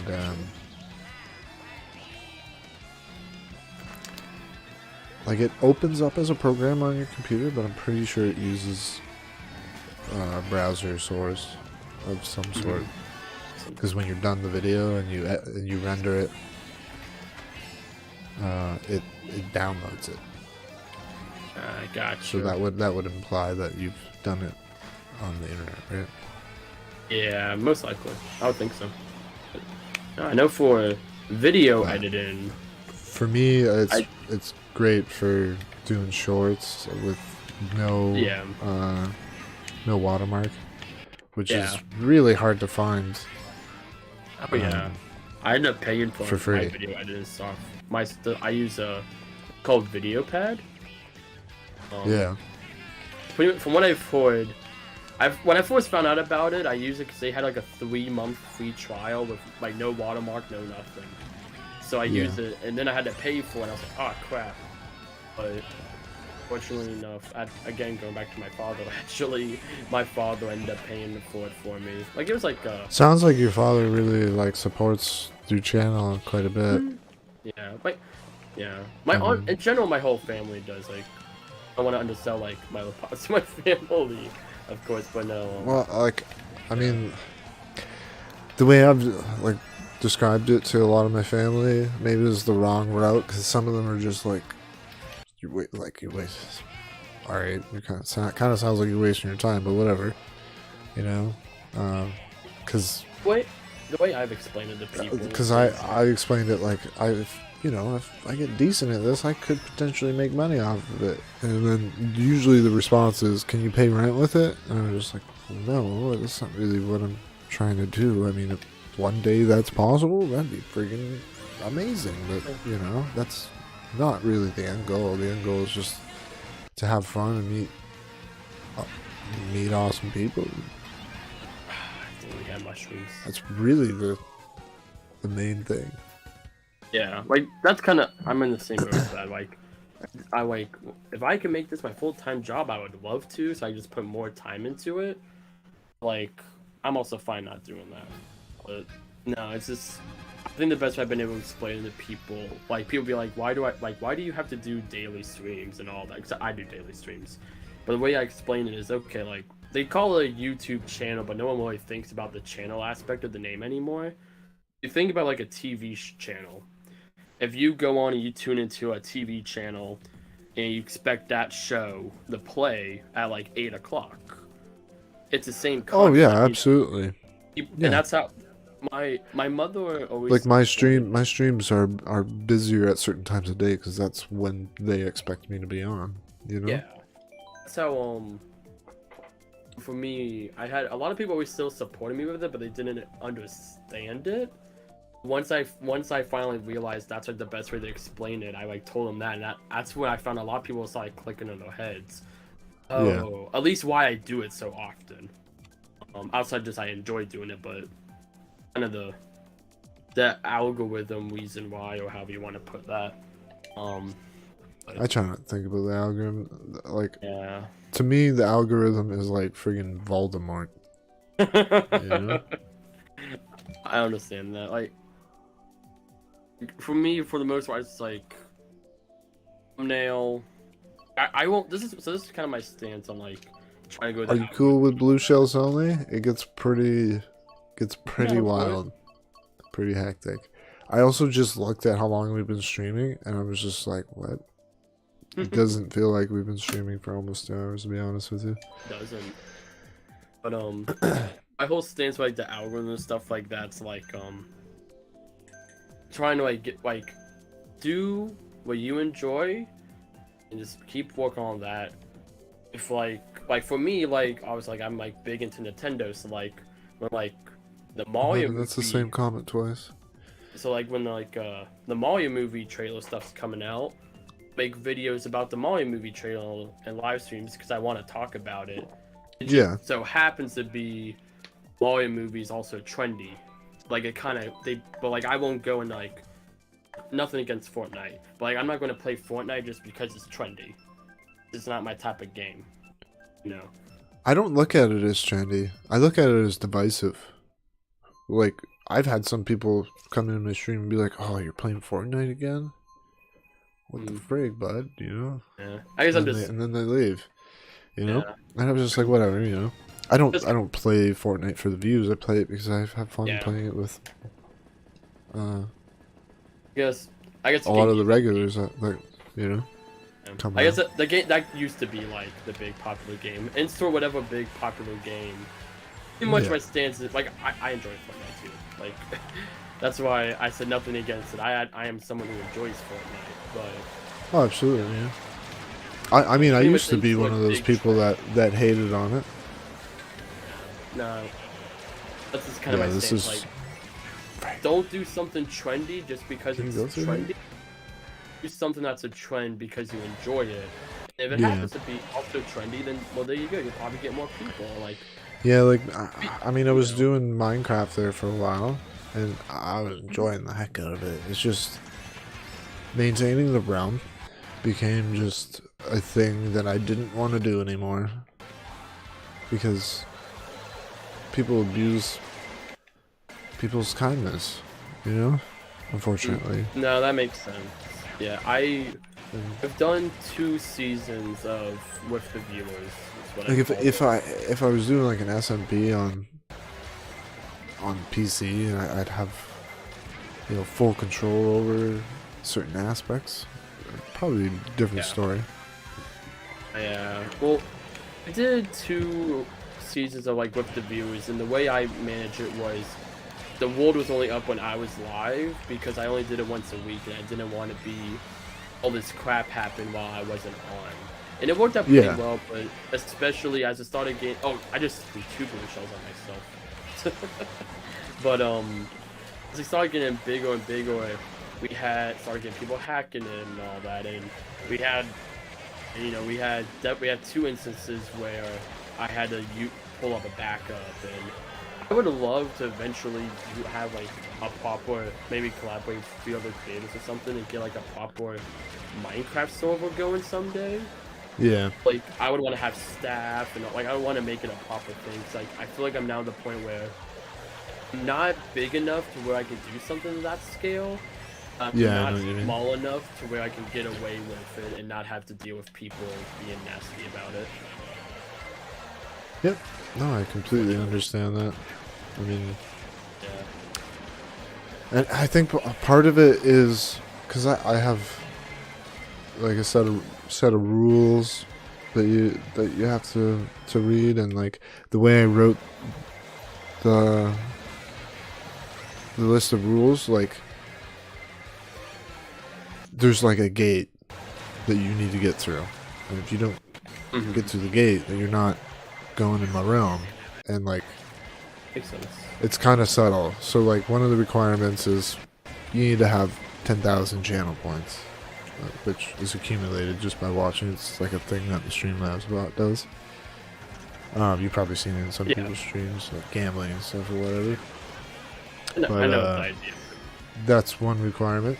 So that's just essentially showing that you've spent time here. You're not a newbie, you know. And then the other thing is they have to know my all-time favorite game and the year it came out. Which my all-time favorite game is Super Mario Bros. 3. Actually. And like it's really because the rules are written in such a way that like I outline the requirements at the top, like the points and the fact that you need to know my all-time favorite game. And then down lower there's a guide, there's a step-by-step guide on how to get in once you've reached the requirements. And in those steps it says ask myself or a moderator what their favorite, like what my favorite game is or what their favorite game is. If you're smart, you'll ask me, I'll give you the answer, and then you can Google what year it came out. Yeah. So no, that makes that's sense. that's there to make sure you read everything. Yeah. That's the only reason. Makes sense. No, my thing was like, I 100% agree with your thing, but I was also like of that camp, like, I don't want to discourage people from coming in. So like my thing was like I would just let whoever in, and I would just heavily monitor people. It worked out pretty well for a while. Like I said, most people are friggin' respectable. Most people can keep it. Majority of people don't. Unlike what most people think, people naturally want to do the right thing. That's like people's natural want. Yeah. To do the right thing, and they want to be good people. Like, some people may not realize that they're not doing the right thing, but yeah, no, that's a good like a good example is I've had younger viewers that have been a part of the realm, and they've broken the rules. That's because they, you know, sure they read the rules, but they don't, you know, they didn't realize, like they didn't really think it all through, you know, they realized that rule pertained to that particular situation in the moment, you know. Yeah, like I always just tried to be as lenient as I could, but like honestly, I only had 2 instances. It was like unacceptable where someone, like Minecraft, you could have it where I could send some messages like on top of people's screens everywhere, like server announcements, and we had 2 instances where people fully hacked to the server and they did that, and they said some slurs, and I'll leave it at that. Yeah, no, I've had people where their names are slurs, and it's just like, alright, man, like, what are you doing here? I mean, anything like that. You have to immediately ban them. I've had stuff like that, and I had another time someone somehow was able to send in like 1 million command blocks at once, and crash the realm. And luckily, the realm just did a backup, but it was still just like, holy crap, when was the last backup? It was near the end of the stream, too, so you know. But all the other times, like I had times people come in, they like have like power 35 sword or whatever. Like, we're just talking about camping. You can't do that. And it'll be like, okay, I won't. And I think we only had one time where someone kept doing it. And we had to ban them. Yeah. Most people, if you tell them like, hey, like, you not, they'll stop. Yeah, no, like, stop. I had one of our viewers that was, wearing frost boots, but they were going through like the main spawn area where it's heavily populated. People have pets and animals and stuff like, and they were literally killing people's pets and like their animals. Like either I think it was axolotls was one because they walked on the water and it froze it and yeah. You don't really, like, those are small little details you wouldn't really think about, but, like, and in the moment, he probably didn't even realize what he was doing. I'm sure. It's like, I got these really cool boots, I'm gonna wear them. Yeah, exactly. I'm definitely that type of person, like Again, we didn't kick him out, we were just like, hey, you can't, like, if you want to use them, fine, just don't take them off when you're in the main spawn area, because it's messing people's stuff up. I threw that last blue shell too late. But no, yeah, I agree, but no, someday it'd be nice to do a full. Blue shells is ridiculous. I was in second place most of that race, and I had a blue shell ready for fourth. And if I would have thrown it a tad earlier, I would have made it. Yeah. But Somebody in your chat said they were going to pop over and check out my channel. I appreciate that. hey, awesome to whoever said that. I honestly feel like I have not been looking at my chat too much, but I can hear your chat. I have a text-to-speech bot. oh, So. ain't that fancy. I have like thinking the most bare basic streaming setup, and that's my setup. Like I have no bots, no nothing. It's no layout or. Well, it's just a browser extension. That's all it is.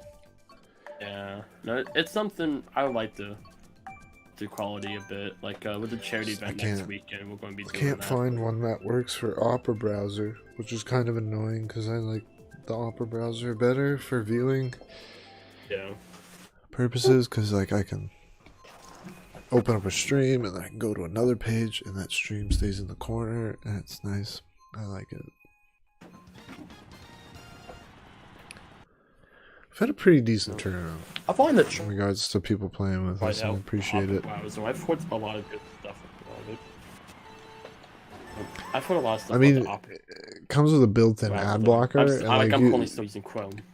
Like you can get into the semantics of like how that's not okay if you're not supporting content creators because you're blocking the ads or whatever, But bottom line is, the Opera browser got advertised on YouTube by popular streamers, and they specifically pointed out the fact that it's got a built-in ad blocker in a YouTube ad.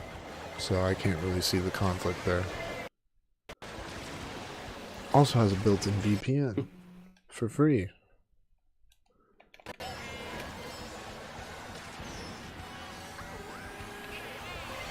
Oh, it's going all the way around the track. Mm-hmm. Oh, yeah.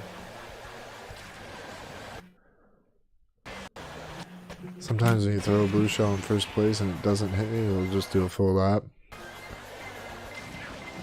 Yeah. There we go.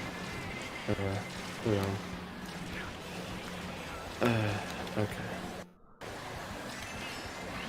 Oh gosh.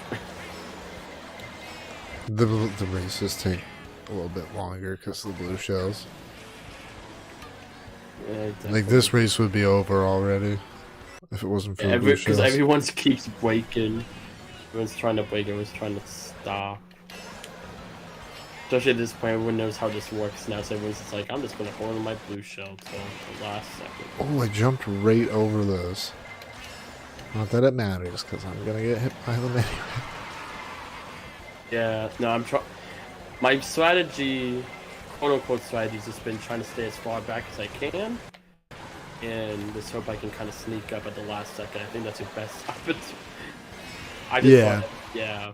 No, I I've, say that and I I've, see I've everyone watched say people things. stay back and like literally stop at item boxes and just throw haven't- blue shells for like Yeah. a good I haven't 10, been 15 camping seconds. that, no. Yeah, I haven't been doing that, but I've just been sitting around, like, trying to stay in second place just the best I can, pretty much, and then watching the force and hoping what works out. Oh, shoot. Kart. Everyone broke at the same time, and I went ahead.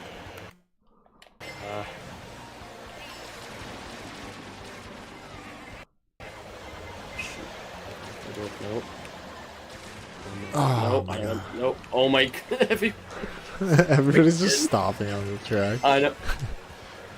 I was in force for a few seconds. I somehow didn't. As soon as you said that you were holding back, everything just slowed down. Yeah. Oh no! Gotta get through. I almost. No. Oh, that was close. Somebody almost got me at the finish line. It Was Bowser almost got me. At the very end there, I threw 2 blue shells. After that, I was like, okay, I'm good. And then I saw everyone else throw the blue shells at the same time, and I'm like, oh, this isn't ending out well. I'll be right back. I'm gonna get a drink. It's me, yeah. N64, what is your favorite N64 game? My favorite N64 game, that's very specific. I like Dr. Mario 64. Very odd one to pick, but really enjoyed Dr. Mario 64. I haven't played a lot of 64 games though. Honestly, probably almost any console I've probably played more games on the 64. Nothing against the 64, I just haven't taken the chance. Oh, shoot. So, you do Mario Odyssey speedruns too, right?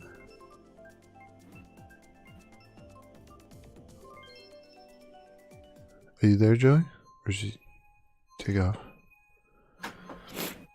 Oh, I think you got up AFK at the moment, it sounds like. Okay, so my controller died, so I had to plug it up and grab my spare controller. Oh, okay. I am back. You though. do Mario Odyssey speedruns, don't you? I used to. I want to get back into them, but I did do them for about a year. So. Oh, shoot, I'm in fourth. I mean, I always found that entertaining. I mean, you're much better at the mechanics of the game than me. Like, I would say I'm like, cause I'm in the top. This doesn't sound like a lot. I'm in the top like 800. Odyssey. Oh, has, that's like, pretty good, man. yeah, It's Mario Odyssey. I mean, like, it's... Yeah. Game as popular as Odyssey. To put that in perspective for people who may not realize, there's over 20,000 people who have done Mario Odyssey speedrun. Like, if you were in the top, you know, 1,000 for Mario 64, that would be crazy to me. Yeah. Because, like, Mario yeah, 64 has just been broken wide open. Yeah, but I want to get back into it. I think my record is an hour and 23 minutes for any percent. What's the top run? World record is by Tyrone 18 holds it, and I believe it is 57 minutes and 14 seconds, or is Yeah. Like it's very close to 56 minutes. I know that. I know Is that like glitchless? that is with glitches, but Odyssey's one of those games. It's not like it's not like Mario 64 where it's been like cracked open like an egg. But, like, Yeah. there's no major skips. You still have to collect 124 moves. A lot of it's like, oh, instead of going through this area, you clip through this wall. You save like 5 seconds. But a lot of it's like, I wouldn't say the glitches, though, like exploits. Like, instead of running through this area, you do this crazy trick jump. And that crazy trick jump lets you jump To be over. honestly, I don't think any of the jumping mechanics that have been like expanded upon or anything like that. Did I? Oh, I thought that was the end of the race. But like, part of me feels like the way that you can manipulate Mario's mechanics was intentional. about in because like there's just so much depth to the movement you can do. Like it's ridiculous. Me, as long as it's not like you're literally like clipping through a wall, I don't consider it like no this is viewing community. Like me right now, so pretty much the main reason I kind of stopped was I was kind of getting to the point where I kind of, if I wanted to stay competitive in the 80% community, I had to start learning glitches, which is just such a massive like difficulty spike for that. Just beat myself. It gets a lot more complicated from there. Try to learn. Oh, for sure. Stuff. But even then, I'm trying to think. I don't think I do any glitches. I don't. Oh if I do, they're extremely minor. But I don't think I do any glitches in my one as of now. But, my time's 123, which is like, according to average Mario Odyssey one, takes about 8 to 12 hours. So, you know, like a forced playthrough. I mean, it takes about 8 to 12 hours to beat on average. Yeah. I think it took me about 9 or 10 hours. Yeah, but that's playing casually, right? Yeah, like my first Odyssey one I played with, not really speedrunning, but just kind of doing it with the intent, just trying to like want to beat the game. I did it in about 3 or so hours.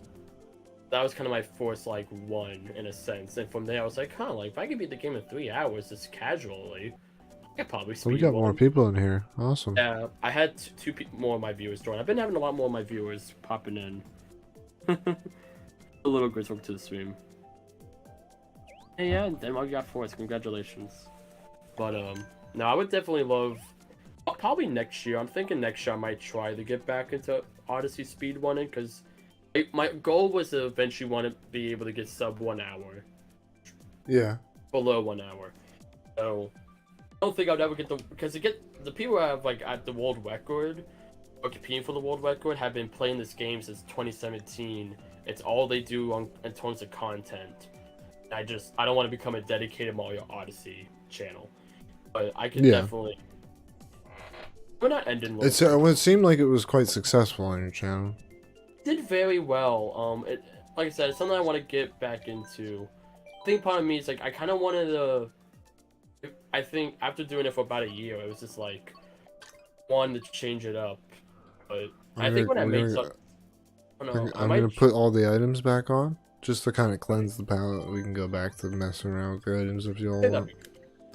Since we have a few more people join, but I think I don't know. I thought about maybe trying to do some other categories. Like I could do. Odyssey has a lot of categories. I could do like I've been thinking about doing. I want to do Blue Yourself on Mario Kart. It's a meme run. Oh but yeah, it's I know not. It's by no means easy. It's very much. It's just RNG throughout the whole thing, really.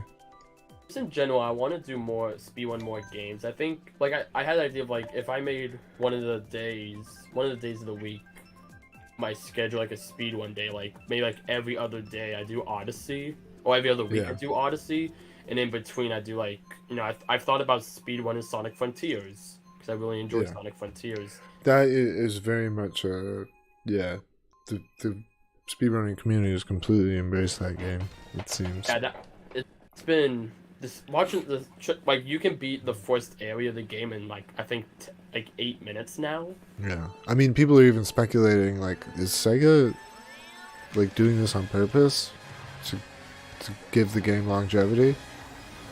I mean, like I think honestly, it's like for Odyssey, like because one of the huge skips they changed the wall barrier, but they still left an opening at the top for people to get in. So the skip is largely unchanged. It's just made it harder for the more casual.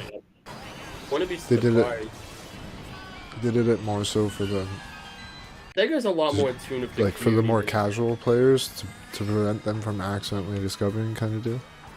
Yeah, I want to because like Nintendo they did a lot of patches for Odyssey that prevented a lot of speedrun techniques, but eventually once they stopped updating the game, doing major updates for Odyssey. It's just ridiculous because like I mean Mario It's one of the things 64 is still relevant because of speedrunning. I mean, if, Like I can't blame Nintendo for it. Like it's one of I feel like it's a very gray area. yeah, but like it's a single player game. I understand if it's a multiplayer game, and like there's exploits that are affecting the online aspect of the game. That's perfectly reasonable, I think. It's one of those things like I don't get mad at it, but like if they didn't change it, I wouldn't care either. It's like I said, it feels a very gray area thing, but no, like with like Frontiers, I would because Sega's like I said, Sega's is a lot more in tune with the community. Like if anything, say what you say about the Sonic games, but like at the very least, Sega knows how to communicate with its community.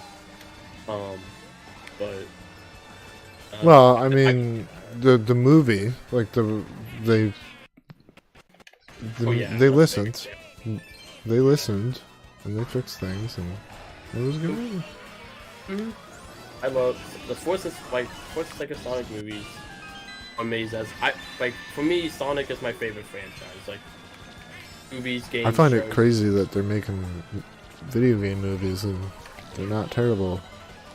You know, right? Like, I feel like the first one that was like, oh, like Detective Pikachu was like, wasn't the best, but it was like, I would say it was okay. Like it was good. I was like Doom with Dwayne the Rock Johnson, actual dumpster fire.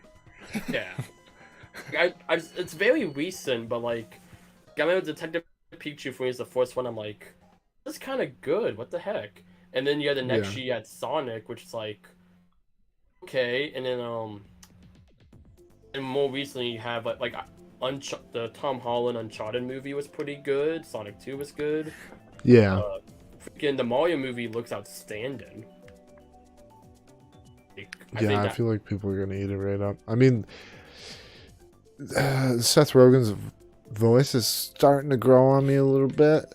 I think in the original trailer they may have purposely made his voice slightly off to what it's actually going to be, just to get people talking, just, you know, because good, any publicity is good publicity.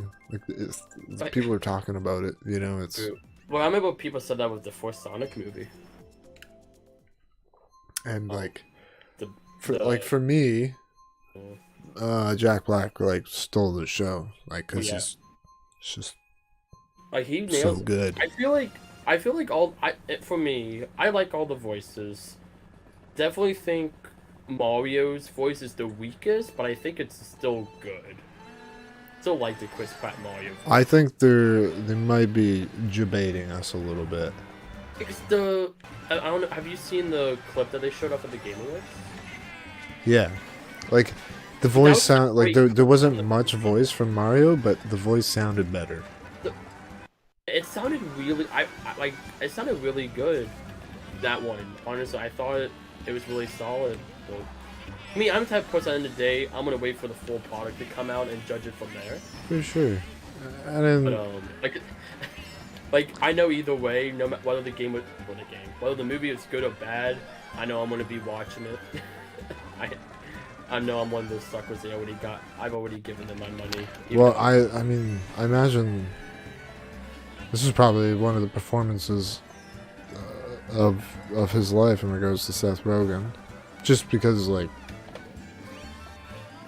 the subject matter, right? Like I mean, I think you're talking about Mario. He even said, right? Yeah, Mario's voice. Yeah. That's Chris Pratt, not Seth Rogen. Chris Pratt. Sorry. Sorry, I was like, wait a minute. I was like, Seth Rogen's Donkey Kong. I'm like, oh, or am I getting my actors mixed up? No. Yeah. You're good. I was just like, wait, Seth Rogen. I'm like, wait. But oh yeah. Well, like I mean, all of them really. Like they're involved in. Yeah. No. Yeah. A massive franchise. It's affected many people. Like the voice actor for Toad, Keegan-Michael Key. He's mainly like a comedian. He's done acting roles that people know about, but like he's mainly a comedian. It's like his first major blockbuster. And I feel like, honestly, right behind Jack Black with Bowser, I feel like the Toad voice actor, I feel like he's nailing it. Yeah, he's, no, like, the he main- like I mean everybody seems Yeah. good. It's just Uh, Chris Pratt. We'll see. You know? yeah, like I said, like I'm type of person. I want to stay optimistic, but Yeah. we'll see what happens. Well, it's Mario, right? It's just gonna be the hardest role to fill Yeah, because but it's he's the main Mario. character. We all know what Mario sounds like, Yeah. and like it's a new adaptation of the franchise, so like you can't really expect it to be Yeah. You got to be open-minded. 100% Was that to the thing source material, right? well, was that thing like when we got the fourth Sonic movie? I remember a lot of people like they were like skeptical of it. Like it was only Sonic. You had Sonic and Eggman, and that was it. You also, I feel like people you got rid of adaptations. Especially Yeah. something like Mario's a much bigger franchise, so you can have more of the characters. But something like Sonic, I remember people you can't just- criticizing them casting Jim Carrey.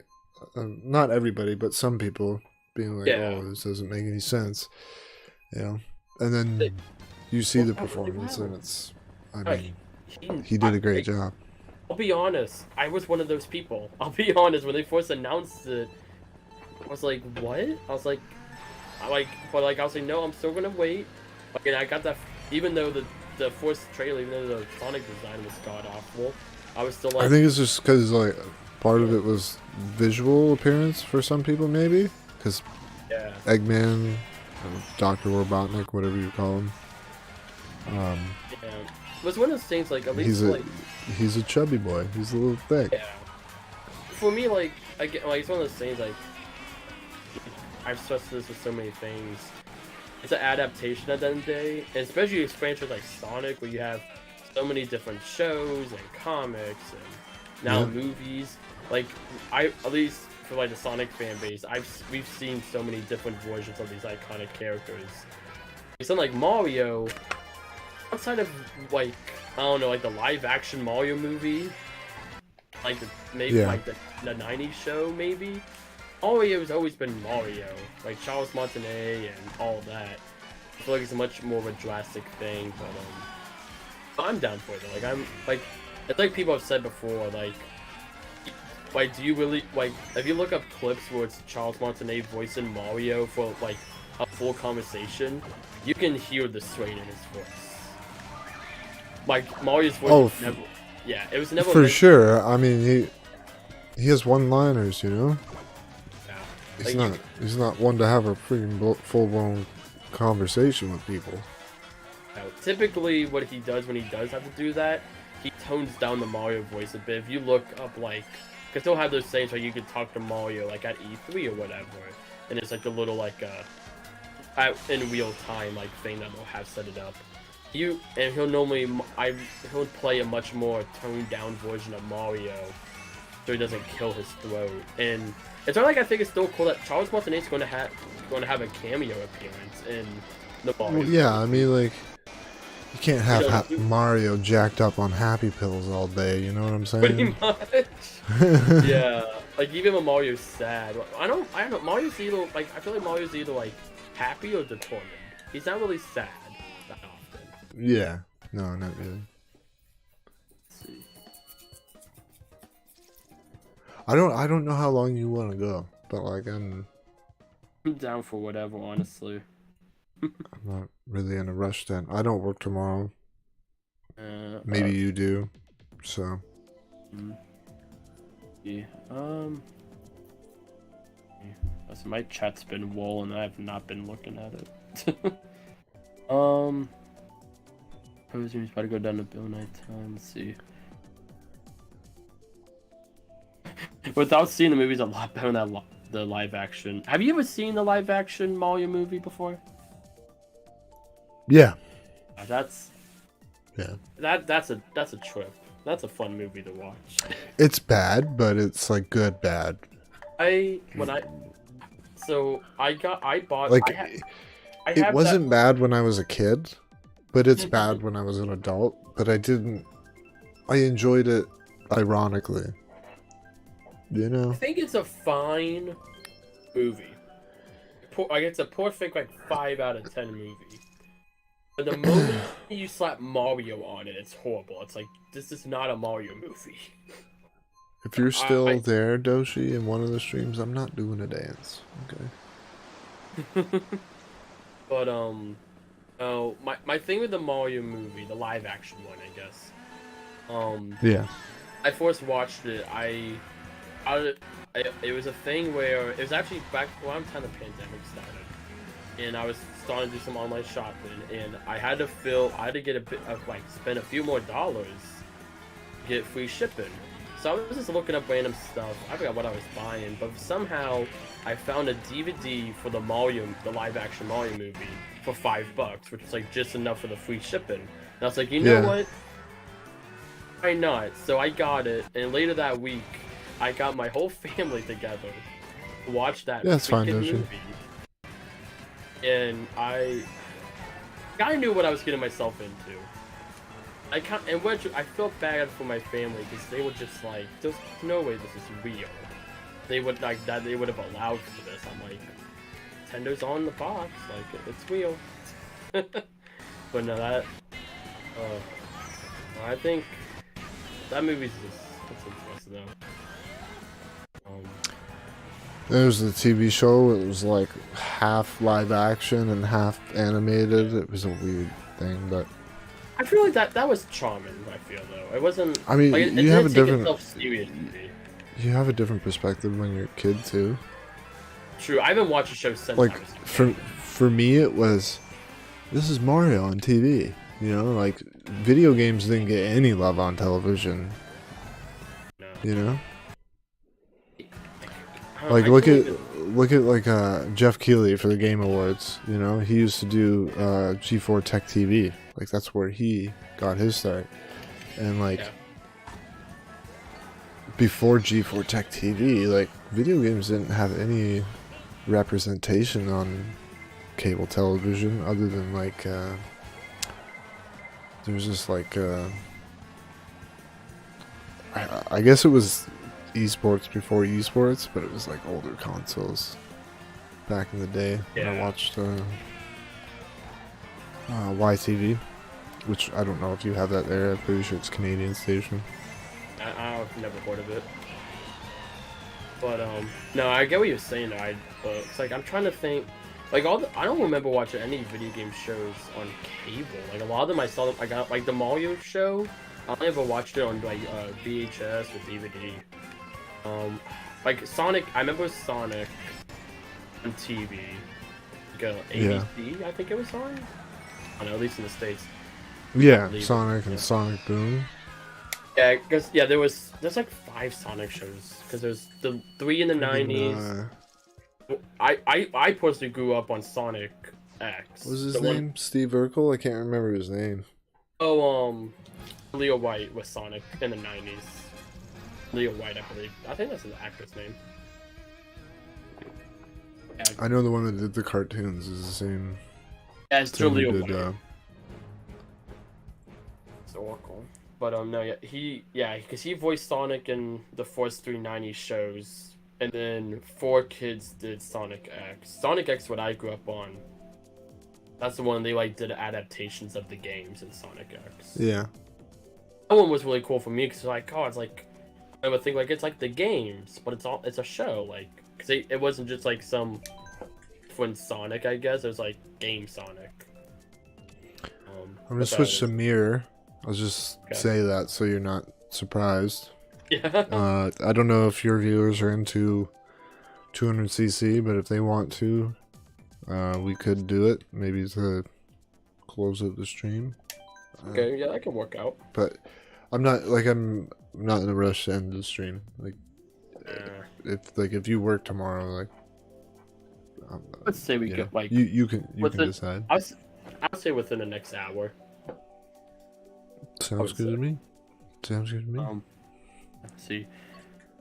Do we want to do any item? Combos. I won't lie, I'm not too imaginative when it comes to the item combos. Well, I mean, the last custom one that I did was all triple items. That's how I did it. It was all 3 bananas, the triple shells, and triple mushrooms. Did have I have a few people asking for a team race. Can I go back and change that? Should be able to. No. Hit B. No, it's asking me if I want to leave this group. I'll do that. But I can do that on the next round. I'm totally okay with that. We do it on the next one.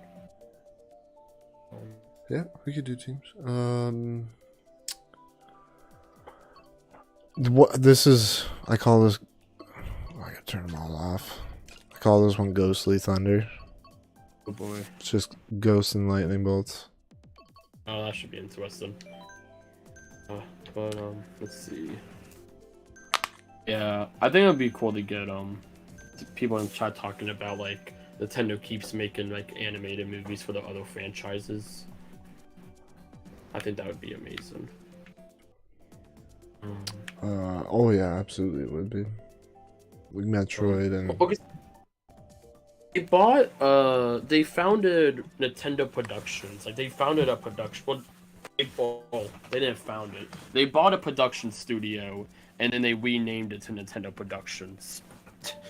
Oh yeah. So, I feel like they're just kind of testing the waters with movies with Universal. I never caught wind of that. Yeah. Well, it's do you remember like around a time like there was like the Pikmin CGI shorts and stuff? I don't know if you remember those. It was that a lot of the 2D animated Smash Bros trailers for like Smash for Wii U. It's the company that did it's a company that does a lot of like the big fancy animations for Nintendo, like a lot of the CGI and stuff. Yeah. And I forgot the name of what they used to be called, but eventually Nintendo was just like, we're just going to buy you and rename you. So Nintendo isn't really the type of company to buy out companies very often. No, not really. No. So I mean, when they let Rare go, it would freaking surprise the heck out of me. Yeah. They only owned, I believe, it was like 30% of Rare. They never really fully owned Rare. They had like a share with them. Yeah, they were basically a second party studio. Not quite a first party, but like. Yeah. Because they now like because I know recently the people who did like the Donkey Kong Country games in Luigi's Mansion, I believe, Retro Studios, they bought them this year. That's the same people they would. Oh no, sorry, not Luigi's Mansion, but Metroid Prime. Metroid Prime and the Donkey Kong Country Returns games. Retro Studios, because they've been working on Metroid Prime 4, and they bought them out. Not bought them out, they just purchased them. It's kind of crazy because like you have like Xbox and Sony like over here buying out like freaking Activision and all these different like gaming companies. So it's definitely been interesting seeing Nintendo kind of pull into a bit, but no, yeah. I think what they're going to end up doing is they'll stick with Universal for a bit, because I know there's been rumors of a Donkey Kong spin-off movie with Seth Rogen. Yeah, I mean, it would make sense. Well, it would make plenty of sense. Because for the theme park for Super Nintendo World, we're making a Donkey Kong section as like the next big expansion. I don't think a Kirby game wouldn't be hard to make either. Also, like, that's something, like, the Kirby universe could definitely collide with the Mario universe, and I don't think anybody would have an issue with that. I feel like they could, if they wanted to throw together all the franchises for, like, let's say, like, a theoretical Smash Bros. Movie. They have so many franchises that have, like, relations to space. So, like, that would be so hard to get the licensing together for that. Like, but if you just solely, but it would be cool. Solely Nintendo, because like for them, you couldn't have all 80 characters for like a Smash movie. No, I mean like it would be a licensing nightmare. They wouldn't make any money. Well, I mean, if you just did Nintendo characters at the start, that's what Smash was really up till Ball, and even though Ball was just Snake and Sonic, you could easily, I feel like, build that up. Cause all the yeah. Doshi wants an Animal Crossing animated movie. Which who was straight to I'm sure it would work well. I mean, Animal Crossing is a tricky one because like it's not widely known. After New Horizons, it's very popular. Animal Crossing is definitely very popular, but it's not really a part of popular culture. Like Mario is a part of popular culture. Yeah. Everybody knows who Mario is. Even if they haven't played the game, they know who Mario and Luigi is. Well, I would say after New Horizons and how much New Horizons blew up, like, everyone, I would say now, like, Animal Crossing is a lot bigger up there, especially since Oh, for sure, much bigger, yeah. Because now, because New Horizons is the second best-selling Switch game. It's right below Mario Kart. Yeah. So it's just like it's been brand. around. Like Mario's been around since, like, before the first game, even because technically, well, he was Jumpman, right? Or...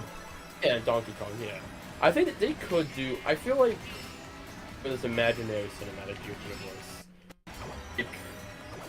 I feel like you do like Mario, obviously. You do a Zelda. You do. Always not like the quote unquote holy Nintendo franchises, like the ones that are completely first party Nintendo. Yeah. Splatoon. The thing a lot of people don't realize, like Kirby technically is owned by HAL Laboratories. Yeah, Nintendo it's definitely owns, HAL Laboratories. A lot of people. I don't know if they own the property though. I don't think they own the end. They have stakes in it. I'm sure maybe a percentage, but I don't think they. Well, I think it's because it's not like. Well, it's not like Pokemon's a whole different beast, but it's because they fully own HAL and they fully own Kirby, but they mainly own Kirby as an association of owning HAL. Yeah. That's why, like, Kirby's 30th anniversary was this year, and they did a big concert for it. We've gotten 3 games, all this merchandise. People are like, man, like, why does Nintendo care more about Kirby than Mario? It's like, it's because it's a separate company. Because HAL is like the only thing they have is Kirby. I was surprised when Kirby actually won an award. To be honest, like not hating on the game, it's just it was up against some heavy hitters. That's all. Yeah. How you doing? How you doing, Super Mario Hilarious? Good to see you. Oh, Super Mario Hilarious. Checking Jeff out. That's one of my people. Oh, he's kind of become a regular, to be honest, over here. Okay, that's awesome. Oh, maybe he came over from you then, from one of your. Actually, now I think he found me from one of your raids. I could be wrong, but I vaguely remember that. Well, he's probably from your channel, absolutely. Possibly. Or I mean, I don't know. Maybe it's who knows. Either way. Who knows? Get answer for us. But no, I feel like that's what they would start with. It's like do like Mario, Zelda, Splatoon. Yeah, I think they'll do a lot more of that type of stuff. The stuff that's first party Nintendo. Then they would like push out to like, okay, let's do like Kirby. I think Kirby would be one of the next ones up. Because Kirby's really big, like big in Japan, like insanely big. Yeah, because he's a cute round ball. Yeah. Yeah, it's fairly popular. Like I feel like Kirby may not be as big in terms of like sales. Kirby's like most people, if you showed them a picture of Kirby, they would know who he is or recognize him. They may not play one of his games, but they know. Yeah, no, he's definitely up there with Mario. Yeah, I feel that's what they would have to start with, but I don't know. Like, Pokemon's a tricky thing because technically, the thing is with Pokemon, is the Pokemon company is owned by 3 companies. It's owned by Nintendo, Creatures Inc., and Game Freak. So that's why a lot of times people like question the decisions Pokemon games have. It's because Nintendo doesn't. No one fully owns Pokemon. It's a 3-way deal. Bunch of people arguing about what's gonna do best. Right, pretty much. I think for the most part, Nintendo just there so it's on no console. I just don't understand. Like, why can't a Pokemon game be like up to the standard of like Xenoblade? I just don't. You know, like graphically. The thing is, I'm not the thing graphically of Pokemon. Because I agree with you. And the thing is with this, they totally could have made it. It's like a week before that came out, Sonic Frontiers came out on Switch. Yeah. And that game looks a lot better on Switch than Pokemon does. And it's because it's I keep forgetting what it's called. But because like the Switch runs off of NVIDIA hardware. And NVIDIA, there's some NVIDIA overclock thing that they've made recently, and no Splatoon 3 uses well, it. that's because the Switch is underclocked. So they've actually, Nintendo has left room to mess with, essentially, and that's up to the developer to unlock. Right? Yeah. And what they haven't been, Nintendo hasn't, and most developers have started using until this year. Like, I know Sonic Frontiers is the third game to use it on Switch. To like fully push it. But I know Nintendo Switch Sports and Splatoon 3 were the other ones. Don't think Xenoblade Chronicles 3 used it, but well, if you hack your Switch, you can. Yeah, that too. You can mess with all that stuff. The thing is, it's like I'm sure it's this Pokemon company being a Pokemon company. But I don't understand why, like, Pokemon Scarlet and Violet. I mean, the transition between 3DS to Switch. I think they'll struggle. Was a straight up asset flip, and everybody knows that. It's like it's not really a secret at all. I mean, they might have made some minor enhancements, but like. This is one of those things I just same textures, you know? They're just upscaling a little bit. Isn't inhaling like again when I go back to Sonic Frontiers, a lot of the stuff from that game that they use in terms of like assets are from the previous Sonic game. They're from Sonic Forces, but they upscaled them and they made them look nicer. So you probably wouldn't think that because you know like if you have assets that are good enough that you can upscale, you may as well do that instead of making whole new assets. Yeah. Same with development time and money. That you could be time and money you could put into different things. Doshi's also pointing out that voice acting would go a long way, and I will say 100% agree with that. Because I feel like every Pokemon game up till Scarlet and Violet, I feel like I would like voice acting, but I don't feel like the developers wanted it. If that makes sense. Yeah. It's a lot of extra work. I mean, you gotta pay voice actors, you gotta record it, you gotta put it all in the right spots. Same with Scarlet and Violet. There was several scenes, Scarlet and Violet, where there's like full like cutscene animation going on and all that with dialogue, and you don't hit A to move on the dialogue. The dialogue moves on its own. I'm like, and those times like for me, like I'm just a slow reader. And I'm not able to keep up with the dialogue and pay attention to the story. And I'm like, I feel like they wanted voice actor for this game, but one of the like 50 people that own Pokemon were like, no. So I still think Scarlet and Violet are for me, I just like I skip a lot of it. You know? Yeah. And like it pulls you out of the game. It pulls you out of the immersion. Because you've got to stop and read, and it's like they're breaking the third wall, you know?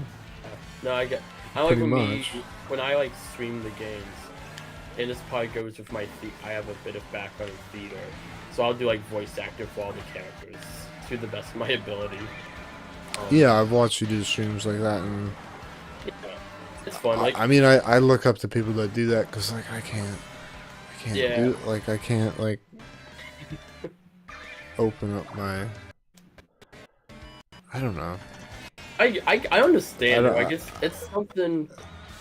You tough. kind of have to open up a little bit to be able to like ad lib like that, I guess. Yeah, Or- like I mainly kind of did it like off and on, like throughout this year. Then like I've been with so I've been doing I've been doing Paper Mario Thousand Year Door recently. That's like one of my favorite games of all time. And I was like, you know what? Yeah, I'm just gonna do full voice act. I'm gonna instead of just like saying the lines, I'm gonna actually try to like give each character a voice. And you know, like I don't have the greatest voice range. Like if there's a female character, I mean, I can't do a female voice to save my life, but I'll try. I think it's super entertaining I think because it's fun. like I don't want to read it, you know. Yeah. So like you're So, like- reading it for me, and that's great.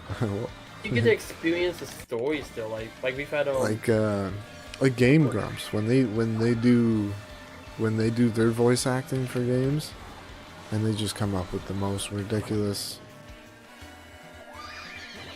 stuff ever. I mean, I don't really watch them anymore because like, well, I won't go into detail, but I mean they've kind of embroiled themselves in controversies over and over. And, Yeah. but they are funny and they are entertaining. They're just yeah. No, I get what you're saying. That's why I like to get provide that themselves little caught up entertainment. in things they shouldn't get caught up in, I guess. Yeah, I get what you're saying. But How you like, doing, we Mr. had, State of Trance? this last Monday, this last Monday we wrapped up the Glitz Pit, Glitzville chapter, which pretty much is put Mario, make Mario a WWE fighter. That's the whole chapter. Like, and you have Sounds all like these a different. good time. It's amazing, and so you have all these different wrestlers that you fight against in the chapter. So like I've put on like all these different wrestler voices, and you have like the main announcer guys, like the Sunday SmackDown and stuff like that. This summer. Yeah, yeah, like that pretty much. It was like I kept hyping up that chapter because I'm like, I'm gonna go all out for the voice acting on this one because it's like Doshi does a pretty mean Isabel from that's from weird. Animal Crossing. Oh really? That's cool. But oh yeah, no, it's fun. I think what's the next chapter is Twilight Town, which is like the dark emo town, to put it simply. Yeah. And I feel like a lot of the voice acting for that's gonna be I might be a lot more tame because the part of that one, without spoiling too much, is literally just there's a disease going throughout this town, and the longer you take, the more people get infected. You gotta. It's kind of dark. Thousand Year Door is a very dark Mario game. I mean I've heard it's really good. Really good though. Like it's what makes the dark. I mean I like the first one. I haven't finished the first one. I feel like what makes Doshi wants me to tell you that his Isabel sounds like a female Eric Cartman, and he's not wrong, to be honest with you. I would, It's great. would agree with that Saw statement. that in his chat. It's grand. Also, welcome to the stream. I put it on Teams, Oh yeah, but I know people want teams. No, it's and like the Thousand Year Doors is. I think part of the comedy of that game is just putting the happy-go-lucky Mario in these like crazy situations. yeah. I think that's a part of the appeal. Like literally, to become a wrestler fighter in the Glitz Pit, you have to make a deal with the Pianta Mafia. What? Not even joke. So, you know, like the Piantas from Mario Sunshine. You have to find out the secret code to get to the head to the boss, as they put it. The boss? Make a deal with the boss on Pianta, and he has that voice like he comes to you. He's like, "My daughter ran away. I need you to go find my daughter. And if you don't, he pretty much says I will break your kneecaps." How are we doing these teams? Do you want to do me and you against Denmark and Chris, or keep them how they are? I'm kind of fine with it. I can't see the teams on my screen. It's you in Denmark, and then me and Chris. You can do that. Why would you? Okay. That's just what it did randomly. Okay. Yeah. How does this work? So pretty much you Okay. select it for the individual teams. That's crazy. I'm gonna keep all items on because this is a But yeah, that's it's a lot to do. Yeah. It's a lot. To You go gotta. through all that. Yeah. Before I hit OK though, I need to go to the bathroom. That's okay with you? Hey, good. Go ahead, take your time. Alright. I won't be long. Sit here and entertain the chats. Basically, just drive. Not only drive, you also gotta go fast. I won't start spewing tomatoes at you, jeez. Need to take a gander at Jeffrey's chat. Only movie's the most hyped movie since Star Wars Episode 7. Honestly, I can feel that. It's been an amazing stream, guys. Oh, I'm glad you joined Doshi. Awesome. Tomatoes. I know. I want to keep talking Paper Mario 'cause I love Paper Mario. It's been a lot of fun though. That but no, pretty much for explaining that for anyone interested, you find the daughter. You find out that the Don Pianta's daughter has been cheating on who she was engaged with for one of the head of the mafia's security guards. And you pretty much could give them the chance to either run away and have their happy marriage, or you turn them in to the head mafia guy. And of course, because it's Mario, at the end it's a happy ending, because at the end the pinata boss like, oh, I can't get mad at my daughter because it's still a Mario game, but that's how that whole debacle ends. Yeah. Oh, how are you back?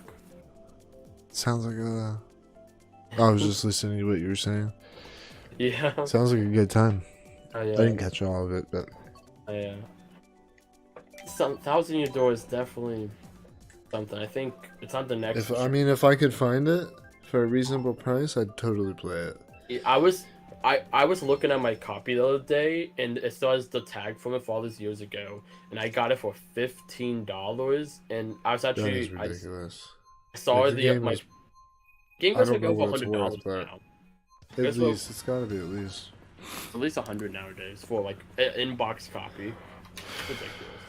Like I have Outrun Coast to Coast for the original Xbox, and I bought it because I'm in the racing games, and I know it's a rare game. It wasn't cheap when I bought it.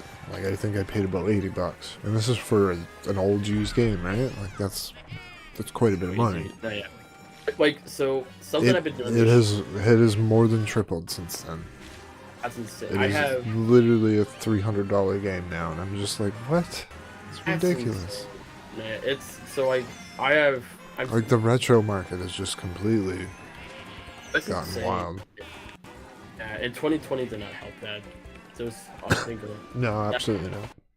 But like I'm someone like I consider myself a collector in terms of like gaming. Like I have a whole dedicated room just for my game collection that I'm currently in for streaming this game. And it's one of those. It's definitely probably I've said it time and time again. It's probably one of the most expensive hobbies you could get into. I was like, yeah, but it also depends on what you're into. True, that's true. Like I'm just like, for me, I'm like in general, I just like collecting everything. Gaming, I'm a very like I'm huge into racing games, so I have a lot of racing games. Like one of the easiest consoles to collect for is the PS2, in my opinion, because like games are just cheap and and they're easy to find. You know, like you go to a thrift store and find PS2 games so I found pretty easily. This stuff still. I one time went to a Goodwill, and I guess someone, I don't know who, of course, but it was like 20 GameCube games, like 20 solid GameCube games. This was like a year ago, so like GameCube games were stupid high in price, and I bought all of them. Because there was like stuff like, I got a Zelda, I got Wind Waker, I got 2 of the Mario parties, like all like big name Nintendo games for the most part. and I got them all. Do you want me to keep that a surprise, Doji? Probably should, right? Unless you're gonna tell him. Okay, Jesus Lord. No, it's something I've been doing this year. That's been my big collecting project. Has been trying to collect every single North American Wii U game. Really? That has, yeah. I have about. Only need about 25 more. I am very close to being. That is crazy. I know the last few are probably gonna be the most expensive. Yeah, I have a few that I have some of the more expensive ones already. Right now, and I say this. So you potentially have a larger collection than I do. I have roughly just physical games, about 540 physical games. Oh, okay. I have it all like on a spreadsheet. I'm one of those people. I'll be Yeah. honest. I'm not. What's your collection focused on? Like I've said, it's kind of just everything. I'm definitely very, but like I'll have like right now I'm focused on getting the complete Wii U collection. After So that, a lot of it is probably Wii then, right? Yeah, so I have one of those big media shelves, and there's about 8 shelves on that. Yeah. 2 of those are just Wii U games. And the other 6 are consoles all the way from the Nintendo Switch all the way down to the original NES. Okay. To show how many Wii U games I have. So, I'm probably in the ballpark of about 800 games, physical, Wow, that's insane. and like a lot of it is the bulk of my collection is PlayStation, 100%. Like PS1, PS2, PS3, PS4. The biggest chunk is definitely the PS2. Like I said, easiest to collect for. Oh yeah, definitely. Yeah, I still gotta get it all set up. I still have some of it in storage, and it freaking hurts my feelings because I'm just I'm just being lazy. Is what it is. I'm not setting the shelf up, and I'm not bringing my stuff over from storage, and just procrastinating. I get that. I finally decided to like. It was October, I think. I decided to completely flip game room, and well, so I found out. So what I call the game room is technically in the house, like it's another bedroom, but we just don't use it. And it's a game room. I totally understand. My room is my game room, so. Yeah. Well, so originally I had my room, and then I had like my bedroom, of course, and then I had my game room. And what happened? And I realized that what was my bedroom was a lot bigger than my game room. I wanted more space for more shelves, so my solution was. Let me just completely flip 2 whole rooms.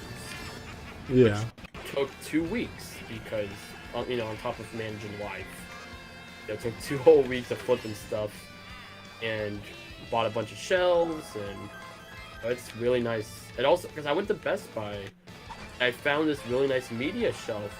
I was actually there for work, and while I was looking around for whatever work sent me to get, I saw that shelf, and I'm like, can't buy this now because I'm on the clock, but I want to come back for this. And it was $100, but it can hold about 600 games, which so putting in at the time I had 4 bookshelves that were holding all 500 or so of my games. So I was like, I could condense all that down to 1 shelf, then use all my 4 bookshelves for whatever else I want to use them for. Yeah, I have a media shelf and then like a bookshelf. And last time I had everything out, I was running out of space. So I'm at the point where I think I have enough. Where I have enough space where I'm gonna be good until like I have my own place. Like right now I live with a few roommates. Yeah. My plan is to eventually get my own places fully for myself, of course, when the time is right, of course. But it's so hard to live by yourself, or you know, even if you have a significant other or whatever. Like it's just nearly impossible with the cost of living these days. Oh, definitely. It's something at the very least I want to get at least a bigger not that much bigger, but at least a bit. Like mainly just I wanted to have like one of those nice, decent sized game rooms, and that's honestly that. And I want because right now my bedroom and my my desk office space are the same room, so matched together. Pretty much my bedroom's like I have my bed, I have my dresser. The rest of the rooms all because I do like all I do like online store. I have like an online store that's like I sell like stuff on separate from YouTube. So like that's like the rest of my bedrooms is all like my selling center pretty much. So that's probably the reason why I don't have all my games in the bedroom. It's just not enough space. But oh yeah. But shoot. Did somebody ask what's your favorite N64 game? Someone did ask me what my favorite N64 game is. Was that a while ago? It's just my Linda, my text to chat bot is just like friggin' restarting, like going back in chat and just repeating things. She gets a little wacky sometimes, but makes sense. I don't know. Did I miss your answer? What is your favorite N64 game? It was shoot. Dr. Mario 64. Hey, I'll be honest, I haven't played a lot. I mean, that's a very obscure game to pick. It's very but random. I mean, I would say Mario Kart 64 just because like it's my most played game on the N64. For me, I think part of the reason why I struggle for Mario Kart 64 in general is I skipped over Mario Kart 64 initially and I went straight to Double Dash. And then I went back to 64. And going back to 64 is really tough. Like it hasn't aged well. But I think it's still fun. The like, game's still good. The mechanics are still good. It's still a hell of a good time with your friends, you know? Yeah, I feel like 64 is like Double Dash is kind of like they started nailing down like what we consider like the modern Mario Kart formula towards like how the drifting works. Like going back to like that old like it's 3D, so I don't. It's not like a Super Circuit or the original Super where I associate that with like the 2D graphics. Yeah. Mode 7. I do enjoy it. The original is my favorite Mario Kart. Super Mario, I enjoy it a lot more. It's the most. But it also hasn't aged well. Oh. But I don't know. I still have the feel for it. I still enjoy it. For me, like it's my most recent Mario Kart game I played. Like took me, I played every other Mario Kart game that's out right now before playing Super. I took forever to get to it. I never played it when I was a child. So, and I was able to, I had a fun time. Everyone, there's just some, I think it has a similar charm to the Game Boy Advance one, and that's probably why I was able to get into it, because Game Boy Advance was before Super. Yeah, I mean, like, the Game Boy Advance version is, to me, is a continuation of the first game. Because it uses a lot of the same technology to make it look the way it looks. Because the Game Boy Advance is pretty much just a portable for Nintendo. In a way. And down to basic levels. But, yeah. I just haven't played a lot of N64 games. That's the main thing. I think I've played 5 N64 games in my life. So I just don't have a lot to pick from for my favorite. Nothing wrong with that. Yeah, like I only own 3 physically, and it's 2 of them are Star Wars games, and 1 of them is Mario 64. There's 2 Star Wars games I've never played. There were the Star Wars Racer and I have Shadow of the Empire and Shadow of the Empire. Rogue Squadron. I've played Rogue Squadron. I haven't played Shadow of the Empire. I have Shadow of the Empire and freaking Pod Racer thing. about the wasted one before. I just never picked it up, but I don't even remember where I got the 2 Star Wars ones. That's the only thing about having a collection of just like of this size. Like some like I don't know where this came from or how I have this. I have 3 copies of Okami on the Wii. I don't know when I got 3 copies or how. But Sorry, what game? Okami. Oh, On the that's Wii. that cell shaded, like, Yeah, the one with the dog. really, yeah. I don't like so when I flipped rooms earlier this year, I got all I was able well, it's kind of that thing where like I had a lot of stuff that I thought I lost and I found and stuff. But when I took a photo of the old what was the old game room because I want for memory's sake, and I looked at that photo, there was only 1 copy of Okami on the shelf, at least where the Wii games were. And then now I have 3. And I guess just sometime down the road I bought it or someone gave them to. I don't know. I've accidentally bought I honestly doubles. don't know where they came from. I've accidentally bought doubles because there's a certain point where you have a certain amount of games to where like you start forgetting what you own, and like you really kind of gotta like catalog. You gotta at that point you gotta start cataloging your collection. Yeah, that's why I had that. Well, there are like cataloging apps or like pricecharting.com. Like if I don't know if where you get your pricing from, but I use price charting for my pricing, and that's why you can also catalog your collection on there too, and it will calculate the total value. Yeah. And it will change. The value will change as the market changes.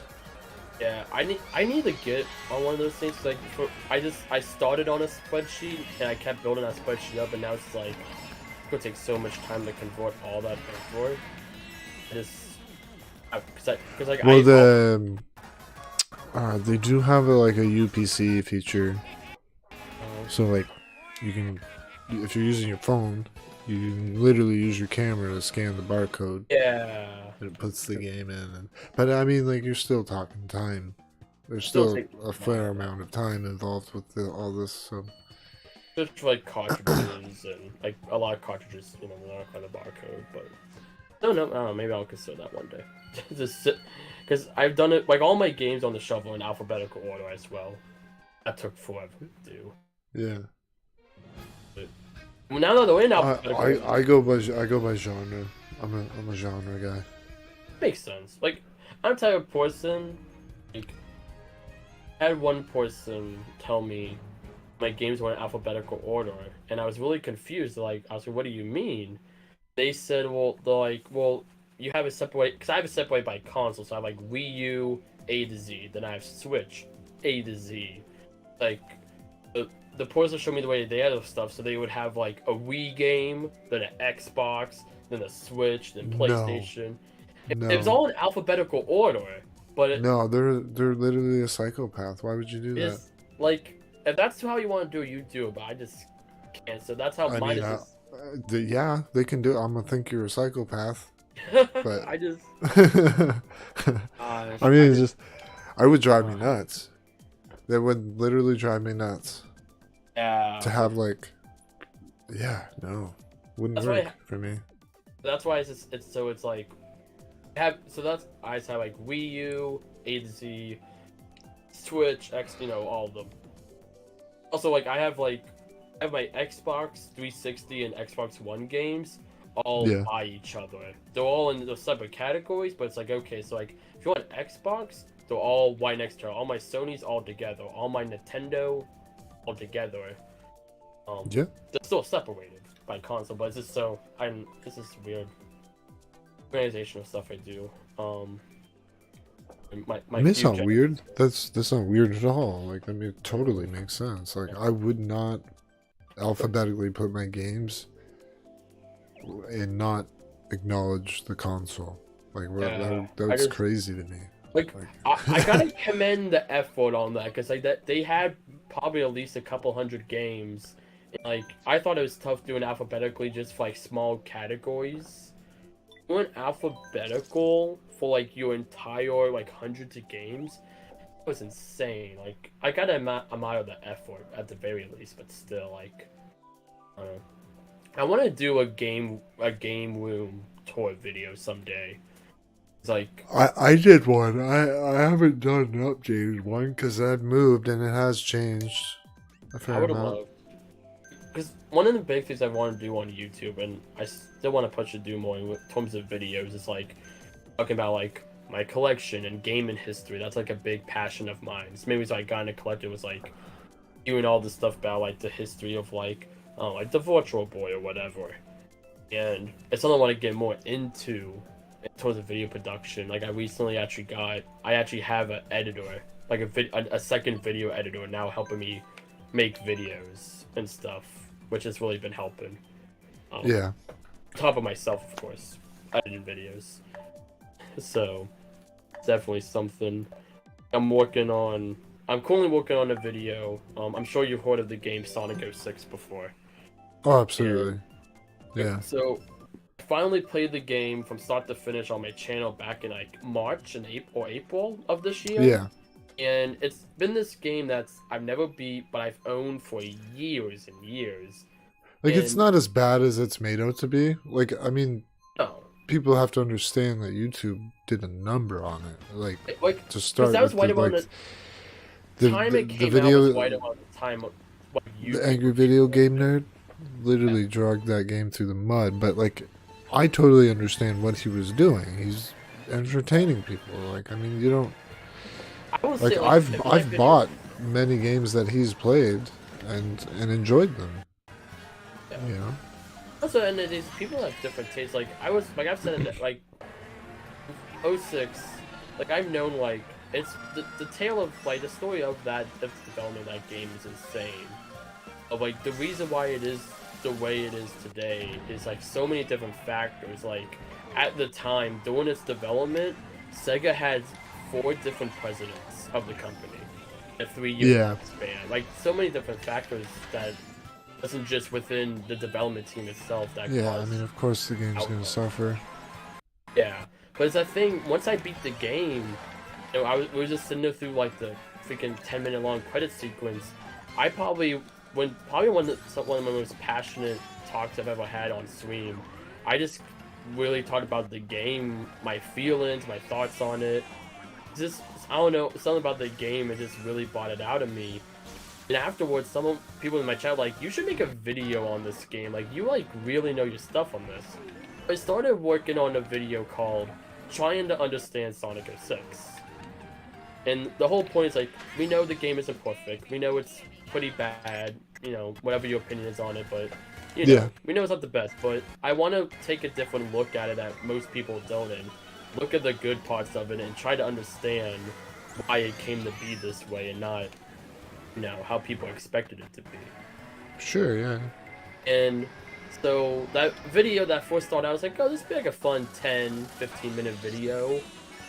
Has now Turned into like a video essay.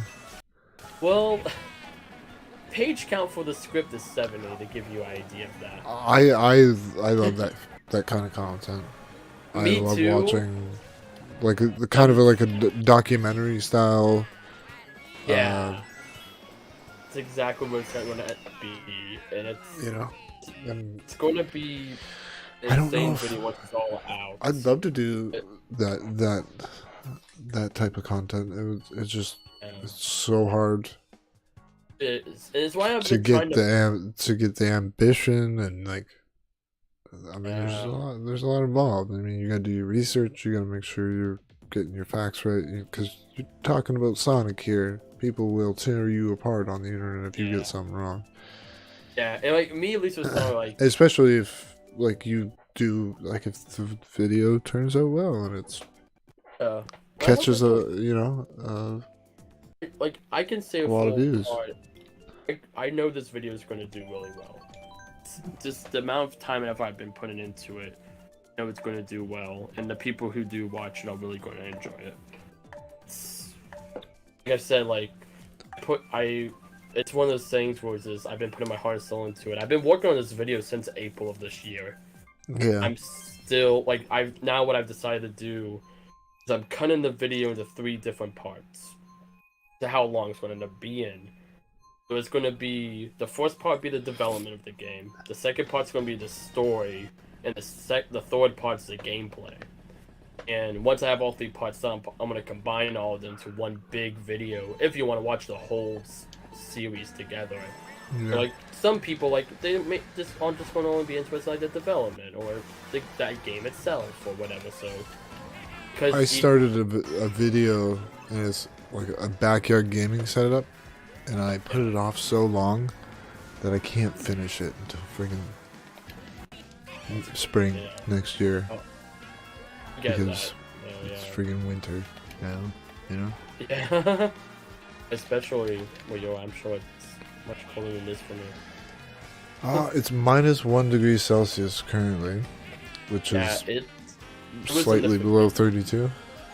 It was in the Probably about 30. It's in like the 50s, 60s for me today. Yeah. Yeah. Quite a significant change there. But no, it's something I like. I feel like once I get this 06 video out, I've learned a lot about how to make these type of videos. I'm hoping I could one how to scale them better. So like when I go into a topic, okay, like I pick a lot more smaller topics so I can get the videos out of it in a faster fashion. Yeah. But like I like to start doing more of that type of content. In the research, the biggest thing that took times for the research, like while researching for this video, like I felt there was Sonic 12, 06. holy crap. It was what was it? I found there was Sonic 06 themed buses. There were napkins. What's the Kleenex? They ran a brand deal of Kleenex, or Kleenex boxes had Sonic branded on them. Like I have found some of the most obscure crap about this game. Yeah. In my research, and it's a lot of it's only going to be for a small part of it. It's a crazy thing. Yeah, I mean, it's amazing what you can do. It's just a little bit of research and like if I don't know something about something and I'm curious about it, I'll definitely look it up. And that's why like so many people have done videos on 06. That's been my biggest thing is like, how do I make this video unique? And that's why I was like, oh, why don't we talk about well, yeah, I mean, you don't want it to be a copy and paste of it's one like of the say somebody else's like retrospective of the game, right? Yeah, and that's why like I'm just like, this is going to be. I've seen people do full retrospectives of just the development of the game itself, aftermath, whatever before. But I haven't been able to find anyone who's done a full beginning to end breakdown of the game, the story, the development, the aftermath of it. Yeah. This is such a monumental game. It's probably one of the most reviewed games of all time. Because just the time it came out is right when the internet was really starting to pop off. So many people have talked about it. Well, yeah, and I think it was treated like a ticket to views sometimes. Yeah. Oh, definitely. Because like after Angry Video Game Nerd did it, everybody's kind of was like, I'm gonna tear this game apart too. Totally. Yeah. Like everybody, like. But it's always been, I don't know. You kind of get that's what you're gonna find. Tired of the same stance Well, when it's like, oh, this game's garbage. It's beating a dead horse at this point. Yeah, exactly. So. But like, I want to bring something. Like, I acknowledge at a few times on the video, but especially at the start, like, keep in mind, like. I mean, it doesn't sound like you hate the game at all. Yeah, like, I will say I am someone who I've said this. I've said it in the video. I've said it before. It's not even my least favorite Sonic game. It's my second least favorite Sonic game. I still don't enjoy it, but very specific parts. The whole overall package I don't like. But those parts of it I can enjoy. I honestly, I've never played 06, but I did play Unleashed, and it does look very similar. It's just the whole, werehog thing. What's Unleashed and 06 are vastly different games. No, I mean like visually. Oh, visually. Visually, they look very similar. The environments. I think honestly, graphically, that was one of my Sonic 06. I think graphically it's fine. Also, for a launch, not launch title, but it came out a month after the 360 and PS3 launch. So putting like a launch. No, I mean the window, graphics. Nothing wrong with the graphics at all. It's just obviously the game has its issues. Mm-hmm. There are some glitches, and some of them are pretty bad. Yeah. Honestly, a lot of stuff ends up boiling down to just the game not being well. They just didn't have time because like I say in like on the video, the video like building up to this game, this was supposed to be like next big, not just Sonic game, just the next big video game. This was going to be like the game to end all games. You look in the marketing, you see how people were talking Oh no, about it was hyped up so much. Yeah. Yeah, I remember the advertisements for it. Yeah, it's why the game ended up getting panned so hard, because like it's not just your average like big mother truckers, like, you know, I think that's one of those it's an infamous game called, like, I think it's like Big Mother Truckers, and it's like yeah, like I know what you're talking. I know what. A lot of people consider like the worst game of all time because you can't even. It's like Big Mother Truckers over the road racing or something like that. Yeah, I think it's like they never programmed a finish line, so you can never beat it. Yeah, no, it's an absolute dumpster fire. Like it's it's one of those things. If you go backwards, there's no no speed limit. Like you will just go faster and faster. But the thing is with Sonic 06 is, if you put everything that game did on paper, it was going to have over 3 hours worth of cutscenes for the story, 4 hub worlds, 12 playable characters, over 20 levels. Like, you put all that on It was paper. it was also coming off of the back of the Adventure series, and that's a tough act to follow. Because it was after, it's supposed to be the follow-up to Adventure 2, pretty much. Like, you had Shadow the Hedgehog that came out right before it, but Shadow the Hedgehog was seen, even though it wasn't not as many people liked it, it was seen more as a spin-off. So even though it wasn't as good as like Adventure 1 and 2, people were like, oh, it's a spin-off, the next one will be good. And I think that's just such a unique thing. It's hard to explain it all just like in just this live stream. Like I said, that script is over 70 pages long for a reason. It's just so much to unpack. It's just such a massive game. That's the thing. I've tried doing scripts, like for even just short videos, and I sound like a robot. I know, but I just threw the script away, and I would just generally when I do the voiceover, I'll just watch the video, and I will talk about the video. Everyone has their own different styles, right? So like I have some videos I've done unscripted. I wouldn't do that with like the format of video that you're talking about. Like, you have to do a script. You have to do it. But and the way I do my script writing is, the first draft is literally just pretty much me talking, and I'm just writing it down. Pretty much what it is. And then I'll kind of be like, okay, take out grammar errors, take out unnecessary sentences. Make it sound a little fancy. Yeah, pretty much shove the script in everyone's face that I know to read it and proof check it for me. And it's like, yo, like, what do you think of this video or the script? But that's pretty much what it ultimately comes down to. I haven't done anything this big. The biggest scripted video I've ever done have been like at the most 10 minutes. I've never done like this video. I did one of those text to length like converters, like about how long it would take to say all these words, like without like any like dramatic timing or whatnot. And it said it would take about 1.5 hours. That doesn't include, I'm gonna be showing off cutscenes and showing off different trailers and developer interviews and all, it's like this whole project once it's done is literally, like I've told people this before, kind of in a joking sense, but I'm also serious, like it's going to be feature length. Like, it's crazy to say. I mean, no, watch it. No, it's one of those things I'm very excited for. I'm hoping. Like, one of my favorite types of content are speed docs. Like, I freaking love that crap. Yeah. My hope for it is to get the fourth part out by the end of the year. So I was originally going to get out by the time Sonic Frontiers came out, the time it was Sonic Frontiers, and I wasn't ready. So I was like, we're going to keep. No, I'm not going to. This is the last video I will ever watch. I want this the video when it comes I mean, out. if this is kind of like your magnum opus, I mean, just freaking Just like it. do it as you do it. I mean, there's no point in rushing it or pushing it. Pretty much. That's. I mean, look at what happened with the game. They rushed it and they pushed it, and it turned into, yeah, dookie. Yeah.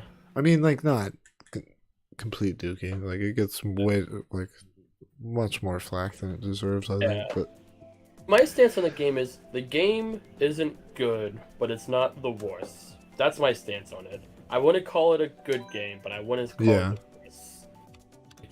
I think I ended up giving it, when people asked me what my score for it was, I was like, personally, emotionally, 6 out of 10. Critically, a 4 out of 10. Like, I think part of it is like, I just enjoy Sonic so much. Like, even something like this, that's, you know, falling apart at a lot of places. yeah, you get rose tinted shades. There's nothing wrong with that. Yeah, that's why whenever people ask for like my quote unquote score on a game, I always say like, this is what I personally think. Are you and your viewers okay with 200cc? Yeah. No, yeah. I don't know how many. Like it. I think they all. We've been going on 3.5 hours, and it does not feel like it at all. Doesn't, but I do think this should probably be the last cup. Yeah. I have time to sleep for work tomorrow. As much as I would love to keep going, it's been a lot of fun. Yeah, no, that's why I wanted to leave it up to you, because I don't work tomorrow, and like I would say this would doesn't... I'd say this probably be a good call after this cup. Yeah. So, do you want to get crazy with the items at all? You just want to put them all on? We can do crazy. Why not? Alright, so...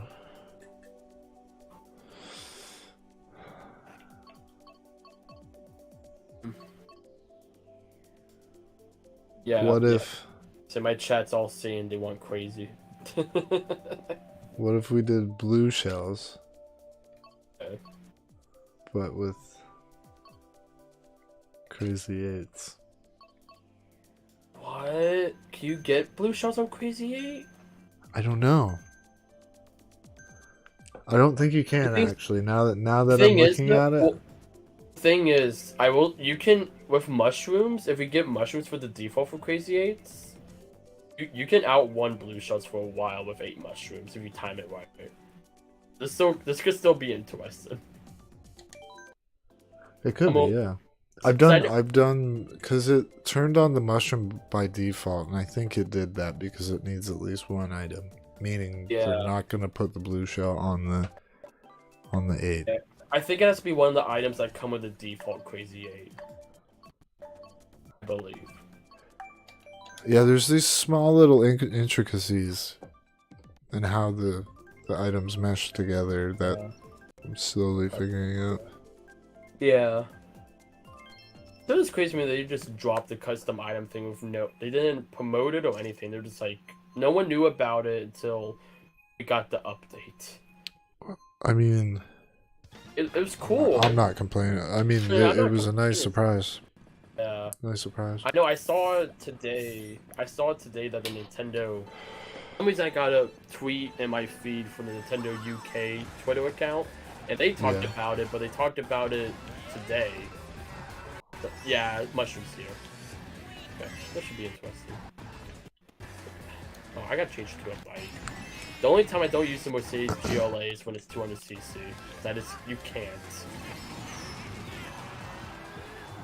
You can't do it and try to win a race.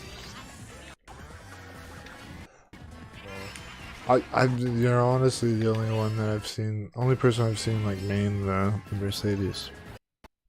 Like, tell me one car that's affordable in all terrain as a Mercedes GLA. You fit whole family in your regular bike or ATV? I'm saying. This man's talking a lot of sense over here. Like, has your car been awarded with several awards? Car of the Year awards in 2013? Can The it 2014? self-parallel park too? Yeah. Beat warmers? I'm just saying. Mercedes GLA. Gosh, if I could get a real life Mercedes GLA, it would be the one and only car video I would ever make in my life. Oh my. God, it's such a meme in my community, me using the Mercedes GLA. Oh, you just got friggin' a million Yeah, mushrooms. that's why I started laughing. I was like, what the heck? It towed and all the other wins around. That would be amazing if you could get friggin' 8 blue shells. Oh my goodness. I feel like the reasoning is like the game would crash. Yeah, like if you like got it so like Because like so everyone had when we do blue shells only, it gets pretty ridiculous, and it's to the point where it seems like the game's just gonna like crash. Depending on if you play on one of the more intensive levels, I've seen it can lag a bit. So yeah. Like you got like 6 blue shells coming at you all at once. But yeah. You can't see where you're going because of the explosions.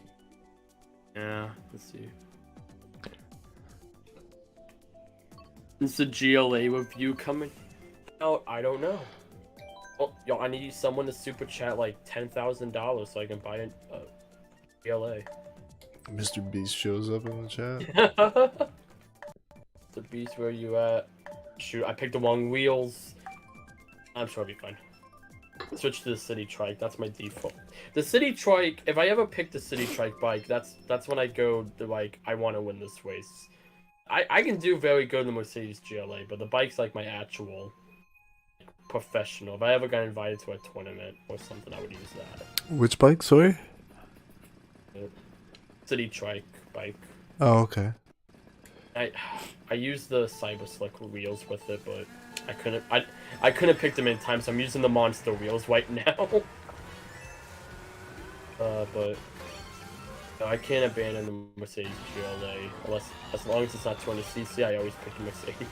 Yeah, I think the currently the fastest setup, technically the fastest, which isn't always gonna win you races, is like acceleration is a factor too. But heavy character, the ladybug cart, and then the slicks. I gotcha. But Waluigi is popular because he's I think it's because of the meme. like he's one of the fastest characters without sacrificing acceleration too much. Okay. I just assume people pick Waluigi because of the meme of it all. I won't lie, but no, yeah. On Wii, it's friggin' Funky Kong. It's I know Wii is Funky Kong. I've known that. It's kind of depressing. Like, I was playing the Wii Online at the beginning of the week, and it's just I don't know. The meta in that game is just one thing. It's literally just one thing. Like, that's right. I like Mario Kart 8. There is like you're not tied down to Waluigi. You have other options, and you can very well win. You pick nearly anything, and you can pull through. And if you have skill on your side, you can definitely pick anything. If you're newer, I mean, it doesn't hurt to play the meta. Yeah. But no, that's like a game like I feel like Smash Bros. Is another game that's like that game is one of the most balanced games I've ever played. For me, I play Waluigi because not only is he meta, but like Somebody's got to give Waluigi some love, because we all know Nintendo isn't gonna do it.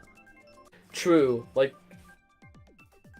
yeah, No Waluigi in Smash. I mean, he doesn't have his own game. the sad thing is, at the end of the day, like Waluigi was made to be Wario's tennis partner. Yeah. It wasn't technically created by Nintendo. That's the thing. I think that's why Nintendo does like they'll use him and like Yeah. spin off. It's like the Like, he wasn't in Mario unaccepted Kart 7. stepchild.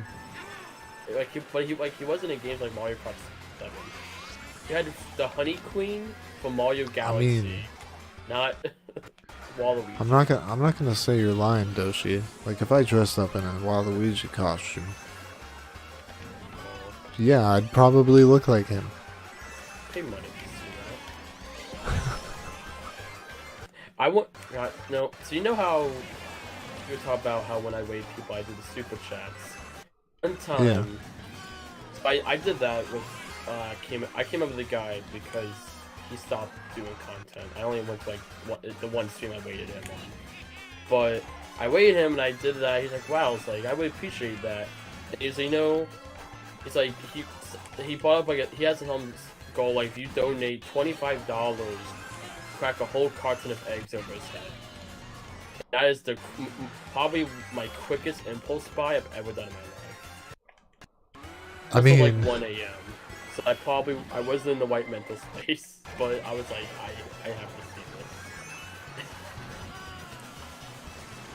this. I mean, it's very reasonably priced. Like Only $25. Is that the one at a time? Just Oh, I thought you meant like you just take the whole carton and smash it on his head. no, he did it one at a time. Like I got my time for it, but it was like it was one of those times I did a very late night stream. I was like, I'm so tired. I was just kind of in that very like tired, like I'm not fully thinking mood. I remember thinking the next day like I shouldn't have spent $25 for that. That was kind of dumb, but it's like, you know what? I'm sure everyone loved it. So but no, yeah. Should go back and clip it. Sure, gosh, I don't even remember the guy's name. I'll Get be your money's honest. worth. Yeah. My money's worth. This start selling the clip online. Like, okay, guys, Yeah. let me get my money back. All right. Oh, voice crack, jeez. At time for Oh, this is the final race. It's for all the marbles. Whoever wins this one wins the entire cup. I literally haven't been paying attention to the positions I've been finishing in. I'm pretty sure there was a win I got that I literally just didn't even realize I won. Just I want to be surprised. I think the last hour. I'll be honest, probably the majority of the stream I've just been enjoying sitting back and talking. I really haven't been paying attention. Unless it's been like the. Oh no, the game is literally taking a backseat. Not gonna lie. Yeah. That's me whenever I play Mario Kart or Minecraft. It's just it takes a backseat for me. It's more just about sitting back and talking. Yeah, like I mean, if it's just me in the chat and like say, you know, later in the stream, like now, like it was pretty busy in my stream. The first hour and a half or so. It's so down. But that's, I mean, it's normal. Ooh, that did not look like.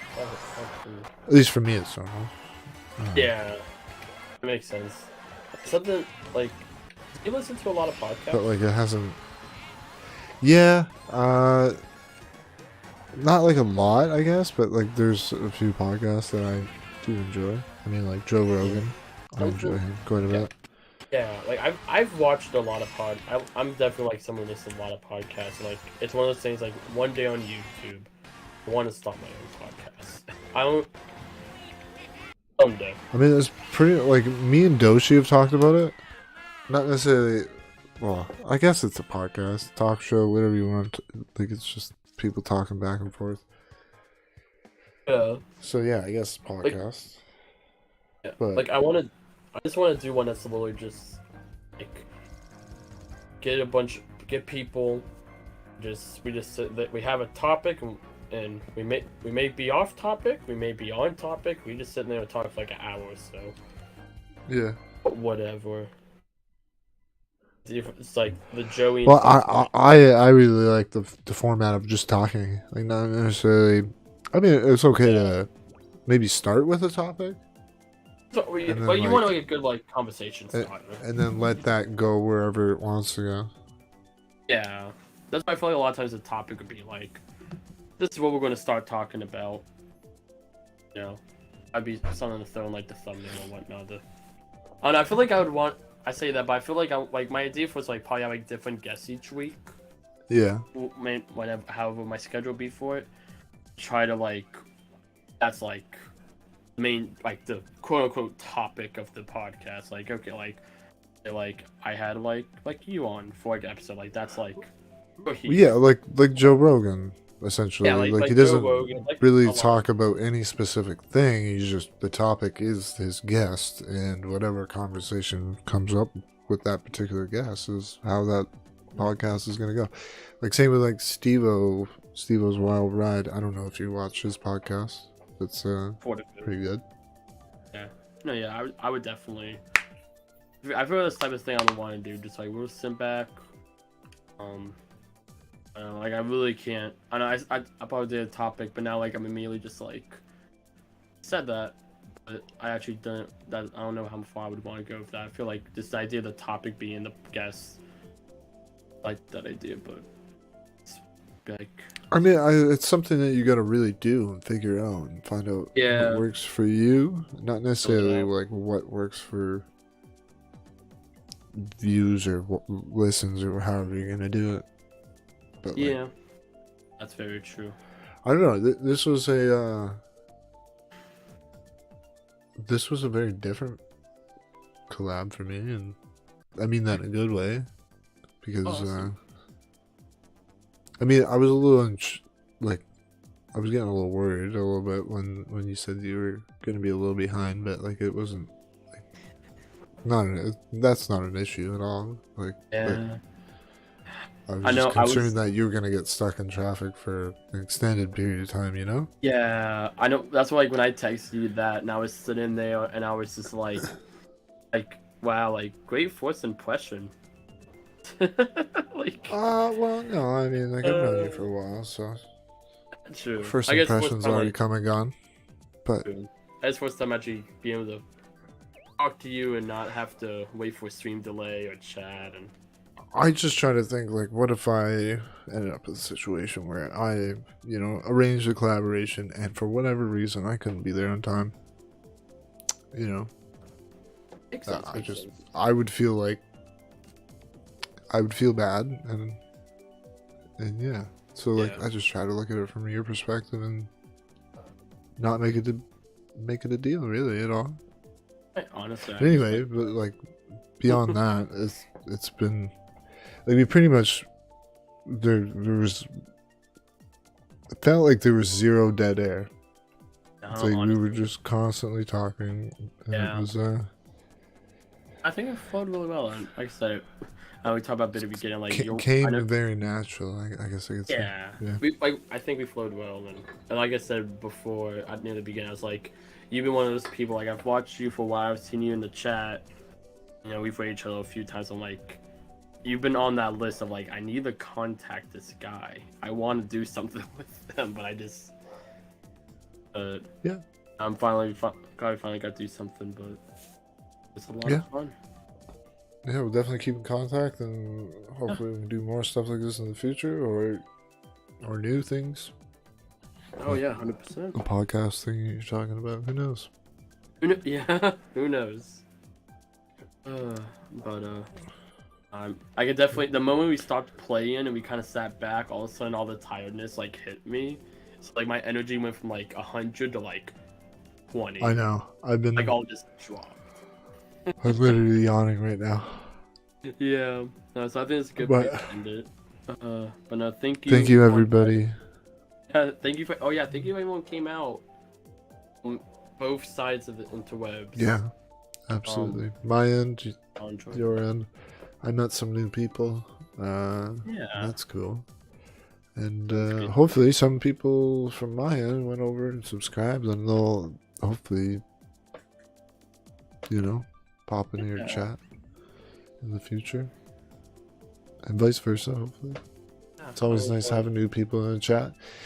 Yeah. So- Would love to see some of y'all again. Always feel free to stop by. Yeah. You can tell I'm tired. Yeah, me too. Alrighty. Anyway, have a good night, everyone. Yep. Good night, everyone.